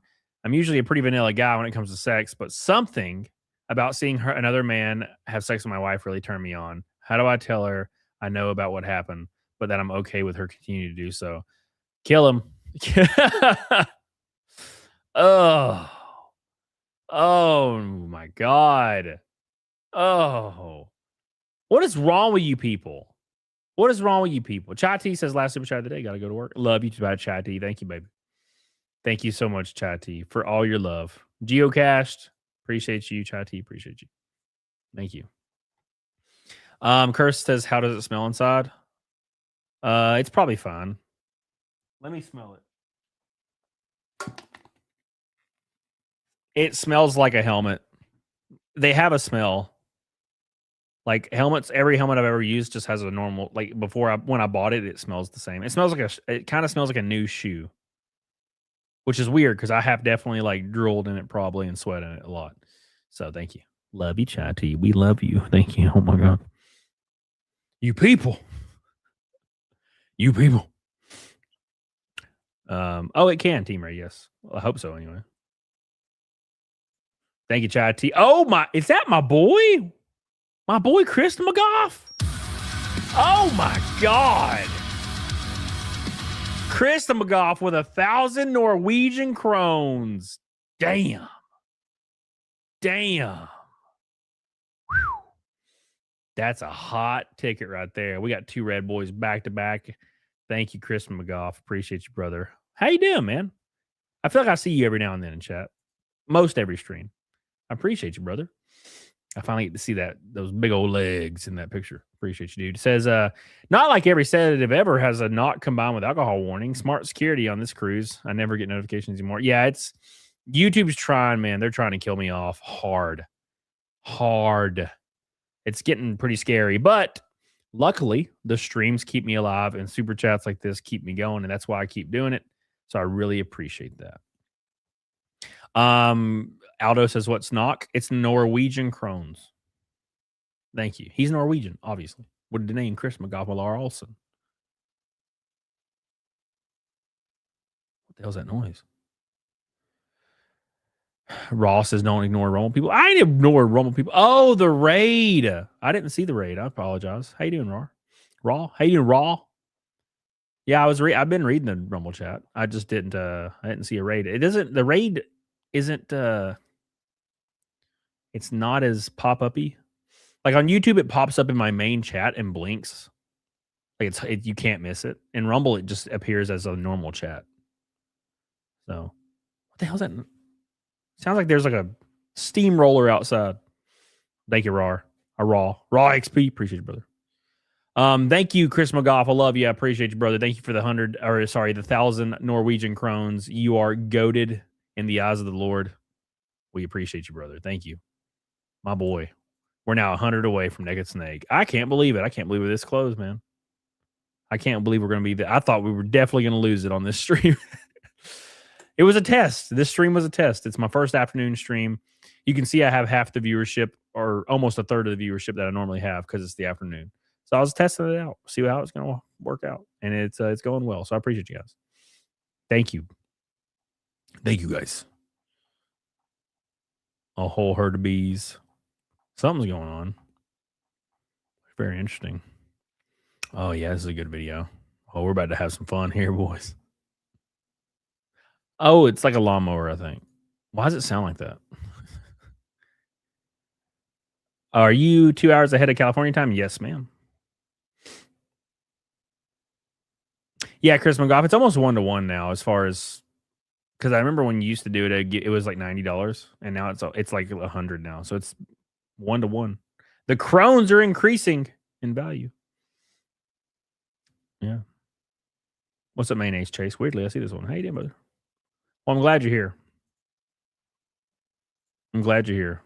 So this video right here is a bunch of white liberal old women arguing against conservative black women about how they're wrong about their own race, which is my favorite conversation that's ever happened. And when it happens, I always have to watch it.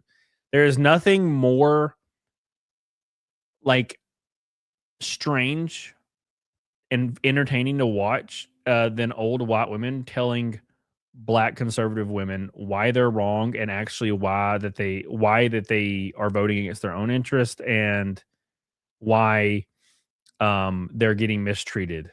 And they're like, I'm not getting mistreated. And they're like, yeah, you are, you're black.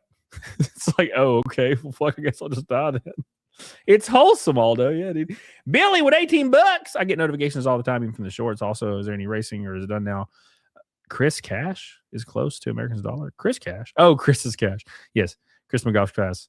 Liberals are annoying. I agree. I don't know. I'm not planning on announcing any NASCAR stuff until like it would happen. I don't plan on announcing anything anymore. So I appreciate you. It just gets fucking people wilding, and I'm like, I don't feel like doing all that. I'm not trying. I'm here to go in circles and have a good time and get better at it. I'm not here to do media or what is the word? Like press releases. I don't care about any of that. Thank you, Billy. I love you. $18 go, boy. Oh my God. Oh my God. Thank you, brother. Appreciate you. And look at that. 95 away. Can you feel it? Can you feel it? Can you feel it? Oh my God. I almost hit in stream. Holy shit. Oh my God. Oh my God. Pyramid 7. Ah. Can I ask you something? Can you tell me how many black people work in the administration right now under Trump? But that, I'm just asking. How many people? I don't know, but that's like a superficial question, right? Why? Yeah, but because it's not about. Why shouldn't? Let me just say this. Why shouldn't all races, right, be representative, like with President Biden and Kamala Harris in the administration? Why is it always white blonde women that are idiots and straight white men? She's definitely not showing her bias here. Why is it always young, attractive women and not old, crusty women like me, is what she's trying to imply here. Because merit-based, a merit-based society is what needs to exist. And you need to hire people that are good at their job to be in that job. And that's the whole point of meritocracy, right? Putting people in positions just because their color is in itself racist. You're treating people different because of their race. That's racist, in my opinion. You know what I'm saying? In my opinion. But how can you just equally represent everybody across the board? What are you going to have? You're going to have 4 Icelandic people and 3 people from the Himalayas and 5 people from Norway and 3 people from South Africa. Like, what the fuck are we talking about? It's so stupid, right? It doesn't make any sense. And it's just a way to, what she's trying to do is line up a question and be like, guess what? You're getting mistreated because you're black, right? Not that I'm saying it or think you're any lesser. I mean, they do though. If you only see people as a color, then you're likely racist, right? If you say people of color can't find the DMV because they're dumb and can't use computers, you're probably racist. And that's what a lot of these people say if you ever talk about voting rights. These same women will be like, well, they can't find the DMV. It's like, bitch, shut up. Like, why? Well, I'm going to look at the question that she asked. She said the word truly. Truly makes it seem like it's like an absolute. I don't necessarily feel like it's an absolute, but I think he's better than the alternative when you look at everything all together. So when we look at it, it's not about, when he talks about merit, I want a job not because of the color of my skin, but because I'm capable. And nowadays, if I always need affirmative action, but yet you tell me that I'm equal, then I'm not playing on level footing. Hold on. Okay. So look at it like this. Prior to, let's say, affirmative action, did whites of all ages, of all economic background, did they have to compete to get into Harvard? Yes. Exactly. So why does a person, because of the color of their skin, get to do it? So it's not about whether or not how many are in. I want qualified people in, because what happens is when they're not qualified, you know what Black people do? They just hired that idiot because he was a token, because we know he didn't do the job right. He didn't make us look good. He didn't represent well. We don't, and there is a responsibility that the Black community needs to take about whether or not we're going to measure up. Do you want somebody there just because they're Black, or do you want somebody there just because they're qualified? Yeah, but okay, but That was the best response I've ever heard in my life. Jesus Christ. that was perfect, eloquent, amazing. Said everything perfectly correct there, 100%. She wants to get a job because she knows she worked her ass off to get that job. She doesn't want to get a job just because she was given to it to try to appeal to some kind of random number or base. Right? That doesn't make any sense. This lady wants people in the job that are different colors so she can feel good about herself. It's all about her, by the way. The reason old white women say, well, it should be represented equally across the board through all races, and if it's not, then it's evil. And it's like, you only want to do that to make you personally feel good, which is selfish. It's yourself wanting that.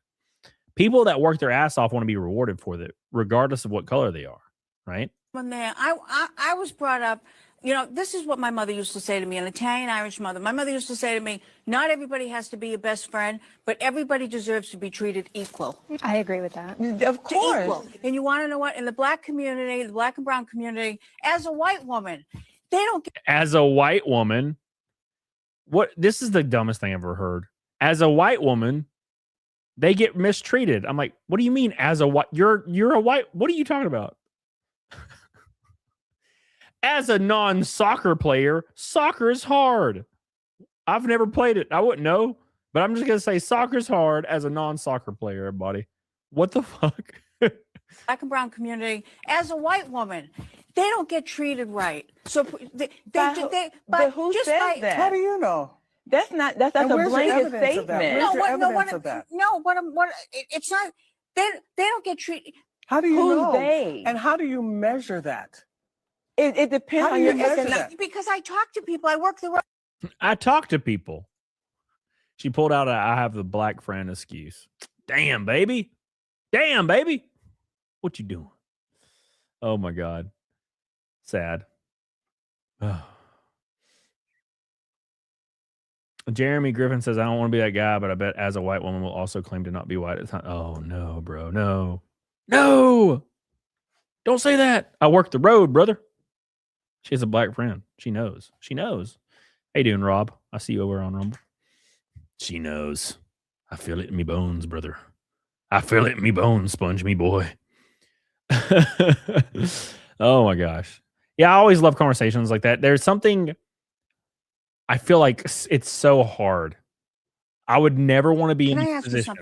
I would never want to be in the position of a white woman who's liberal trying to convince a Black person of high merit who happens to be conservative why they're lesser. Now, they're not saying the word lesser, but they're saying, well, people see you as lesser. Who exactly?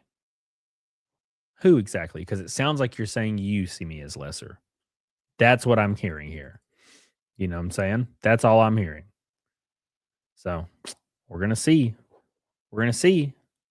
Here's Iron Mouse. So Iron Mouse is making a statement about the streaming awards. Came out 30 minutes ago. Let's check it out. Iron Mouse. Thank you. By the way, we are 96 away from Naked Snake for the 545th show in a row on the first noon show of all time. I really appreciate you guys. We're 3 likes away from 200 too. Holy shit, boys. Juggalo says so Cody doesn't pay attention to us lonely rumblers. I literally said hi to Holy Ozone 37 seconds ago, and he's in Rumble. What is wrong with you, Rumble bitches? I'm sick of you. Always over here. Why does no one talk to me? I'm looking at you with my face, with my eyeballs. The unemployed awards. Oh. About me talking to Rakai and Ray. And a lot of people were saying that I'm basically trying to appeal to people. I need to get a voice changer, bro, so I can have a little tiny voice. But with my face, that'd be funny. These people, fit in with people. Yeah, I'm bending over backwards for people, which that is so untrue. You have no idea what I went through in that moment. So let me explain to you. I'm trying to be nice to everybody, and I'm trying to be respectful to everyone. Even if somebody doesn't respect me, I will try my best to be respectful to them, because I'm just not the type of person to be like, oh, they disrespected me. Let me disrespect them right back. I was very much aware that I was on camera. I was very much aware that they were streaming, okay? And I'm here with Rob, and we're walking, getting ready to go to our seats, and I get rushed by Rakai and Ray. I will tell you 100%, I was very uncomfortable to the point where I was shaking because I already knew that I was going to get asked something terrible. I knew that they were going to say something rude to me. I've been in this game for multiple years, and I've been doing this for a long time. When a person asks me a stupid question, I give them a stupid answer. They asked me what I look like, so I gave them the dumbest answer that I could give them. I was incredibly uncomfortable. I wanted to get out of there. I did not want to talk to them because I knew they were going to ask me very invasive questions. And I was trying to be cordial. I was trying to be nice. It wasn't me trying to appease anybody. It was just me answering in a stupid fashion to get them to leave me alone. They asked me what I look like, so I said, of course, I'm ugly. That's why I'm a VTuber. And people thought that I was joking around and I was having a great time. I am faced with a lot of uncomfortable moments. I get disrespected a lot. On stream, off stream, I'm so used to people making fun of me that I just don't care anymore. That's the right attitude to have, because as a creator, doesn't matter who you are. That's a creator. Like if you're in my chat, you're gonna see people call me fat. They're gonna see people call me dumb, ugly, have a bad accent. I wreck race cars, which is true, actually. That's the true one, but stuff like that, you're gonna get it. Juggalo on Rumble says, I love you, brother, even though I'm a juggalo. I thought those went extinct. The juggalos. Oh my gosh. But yeah. I don't care if people are mean to me. I don't care if people make fun of me. I'm going to continue to be positive and as respectful as I can. I'm an adult, man. I'm not a kid. I know when somebody's treating me like shit, but I don't know. I think I've gone through a lot where it's like I keep a level head and I just say what I got to say and I get out. You know what I Yep. 100%. I agree with all those things. PDH says people are going to ask what you look like when you wear a mask. Well, that's the issue is, so when you're in the VTuber community, the whole point is, number one, breaking the illusion, and number two, like no one wants to kind of dox whatever they look like, even remotely. So that's seen as a stupid question. And I mean, that makes sense, right? So Fidelio, what's up, buddy? How you doing, dude? Hope you're doing well, Fidel. Mr. Fidel. Appreciate you. My boy. Thank you, brother. Mel Gibson. What the fuck?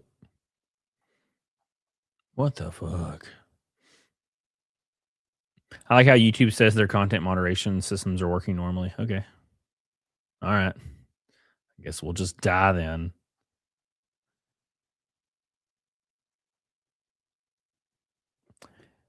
Oh, man. I always see things like this, and I think they're so dumb. Yeah, Matt, it's early as hell. It's early as hell. 96 away from Naked Snake. This Canadian woman won $1 million lottery, and instead of taking $1 million, she did 1,000 a week for life. That means it would take her 20 years to accumulate the $1 million.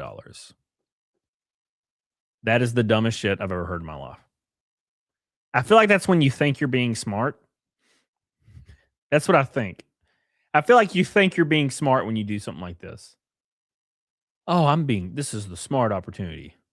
Accrue wealth. And I'm like, or you could take the $1 million or, 600,000 or 500,000 because Canada is going to take half of it. And I would invest half of that shit into easily increasing, entities and have it. You might die. What if you die in 2 years or get sick and have cancer? Take the money, man. Go on, take the money and run. I just think that's silly.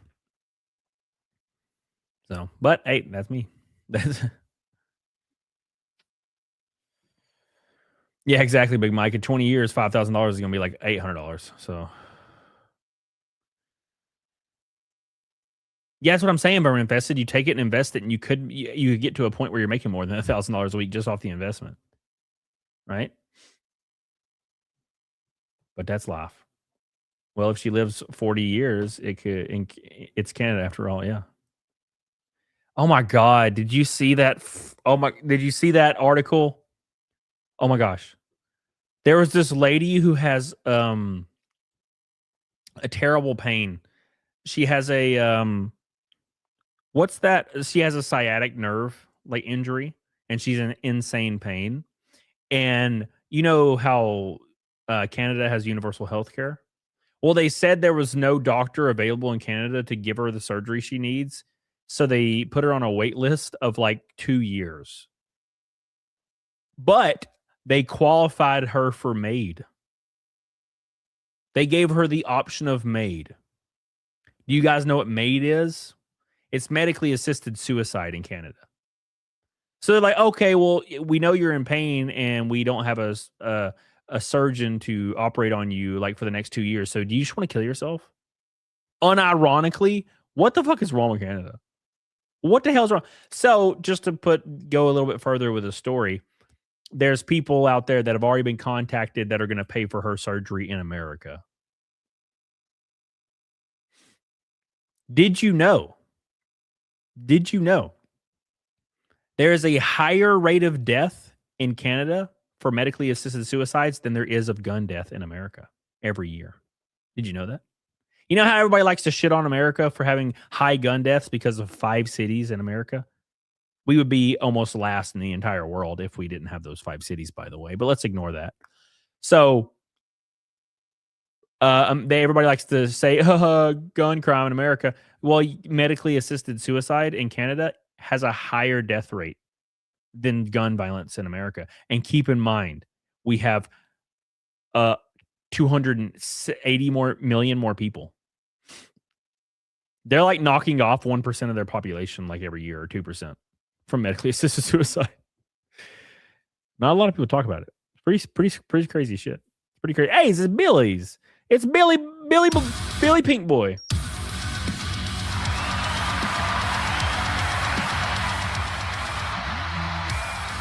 Oh my God.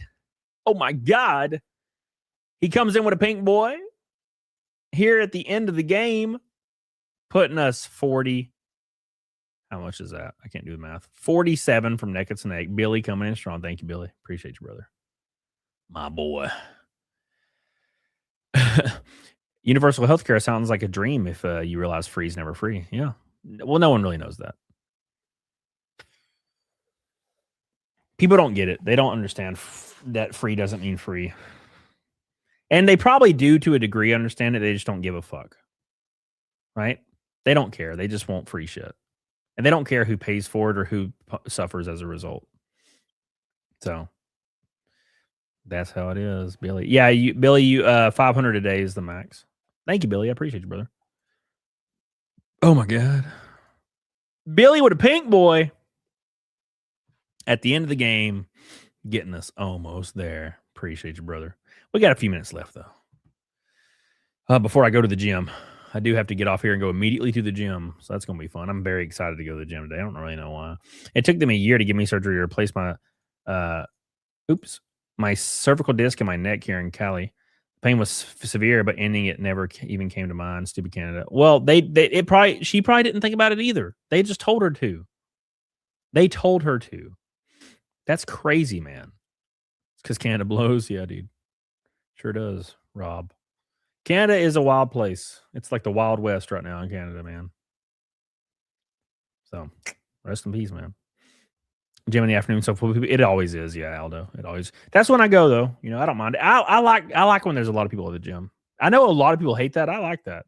The only time I don't like it is when I can't use a flat bench, which is rare. It's kind of rare that it happens where I can't get a flat bench. But other than that, I like when there's people there. I like the camaraderie and the atmosphere. But when there's 3 skinny dudes on the bench doing like 25s and on their phones, I want to punch a baby. I'm like, get off there, you little boy. Get off there, little boy. It's my time to shine. My time to shine. Hack dog. What the hell? Hack dog? Oh my God. Who the hell's Hack Dog? What was your original name? YouTube changed it to ats. What was your original name? Ain't no way no Hack Dog just came up in this bitch. Hack Dog! It's Naked Snake, boys. 545 in a row. Naked Snake has made it. I can't believe it. Oh my God. Oh my God. Thank you, brother. Appreciate that, dude. Mike Hackett. Hey, I know you, man. Hell yeah. Well, I remember that. Yeah, for sure. Cool. Hack Dog. Well, that makes sense now. Oh, Hack Dog. Thank you, brother. I appreciate you for your pink boy. I appreciate Geocached. I appreciate Mr. Billy. We've officially hit the snake for the 545th show in a row on the noon show. I know the viewership suffers on the noon. I knew it was going to be really interesting to see where the viewership went. We actually did. I got like 250 people at one point, which I was not expecting over 100. So I appreciate. I know the other show. I know my night show gets like 300 to 800 depending on the day. But I was worried about the noon show. So I appreciate you guys so much. I love you. Oh my God, is that J-Burb? Is that J-Burb? Oh my God.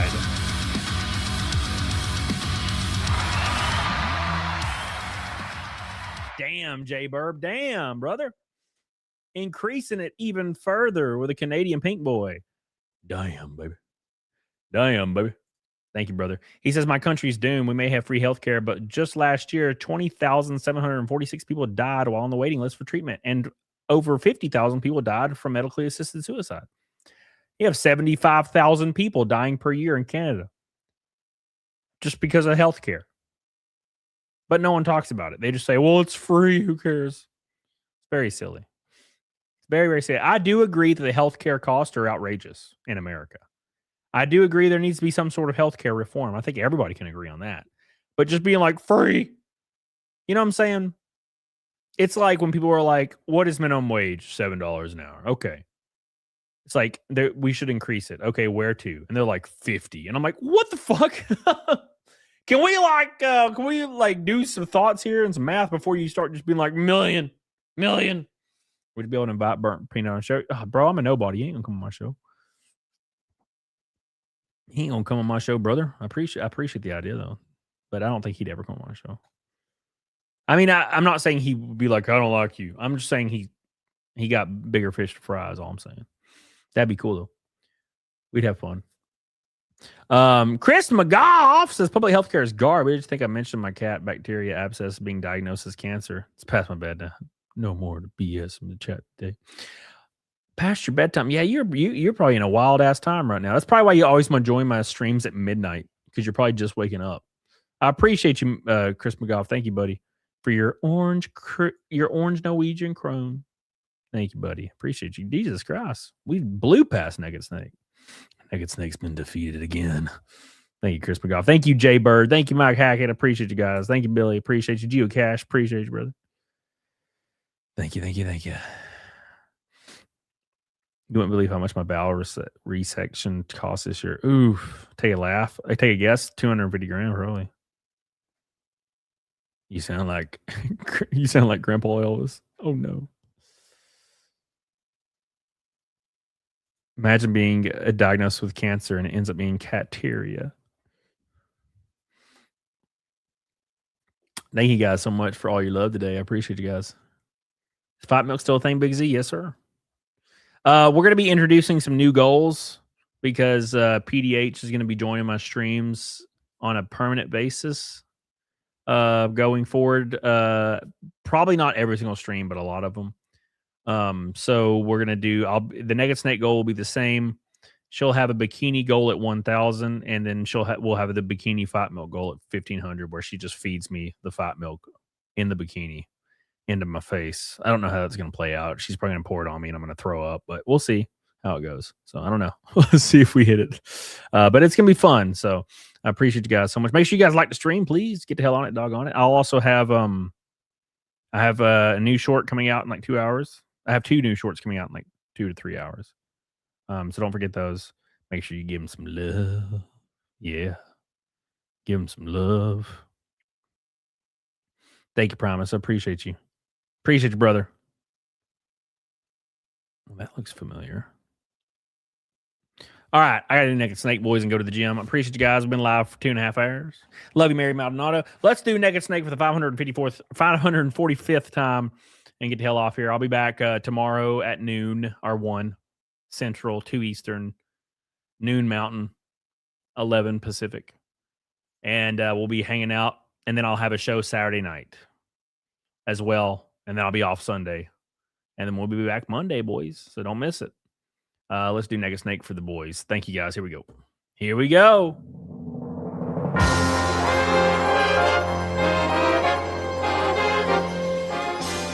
It's that time again, boys. Get ready. It's the first noon snake.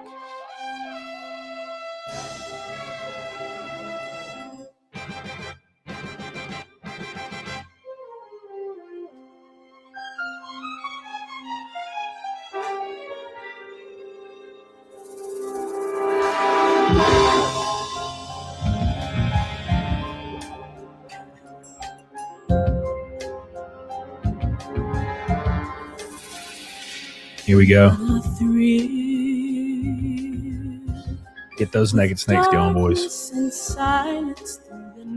Don't miss it.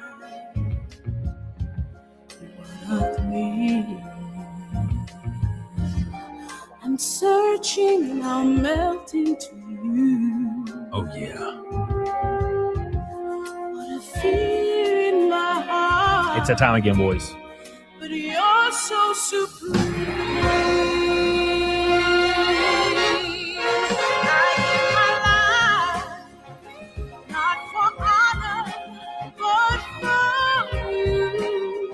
Snake eater in my time. There be nobody else. Cry. It's the way I fly to you. I'm still in a dream. Snake eater, Chati. Thank you. Someday we'll go red. Someday you feed on a tree frog. It's a trial to survive. Oh my God! Can you feel it, boys? I give my life, not for honor, but for you. In my time, there be nobody else. Cry. It's the way I fly to you. I'm still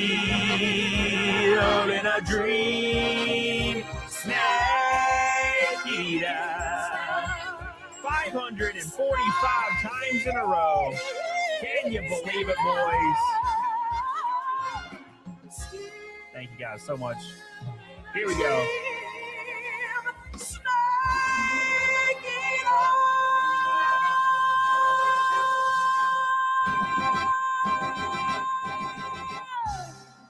Oh, yeah. We did it again, boys. Unbelievable. Appreciate you guys so much. Big shout out to Chris McGough, Jay Burb, Mike Hackett, Billy Hatcher, Geocache, and everybody else. I love you. I appreciate you so much. So much. We're going to raid, I think, Archcast. I think it's still live. Let's make sure before I do that. And Rumble will do Cecil probably, because I know he's live. Archcast. Let's see. Yep, they're live. Let's give them some raid. All right, I'll see you guys over there. Say cam raid in the chat. I love you. I appreciate you. Don't leave. Say cam raid in the chat, and we'll see you guys over there. I'll see you guys tomorrow. Get the hell on it. Diggity dog on it. Oh, yeah.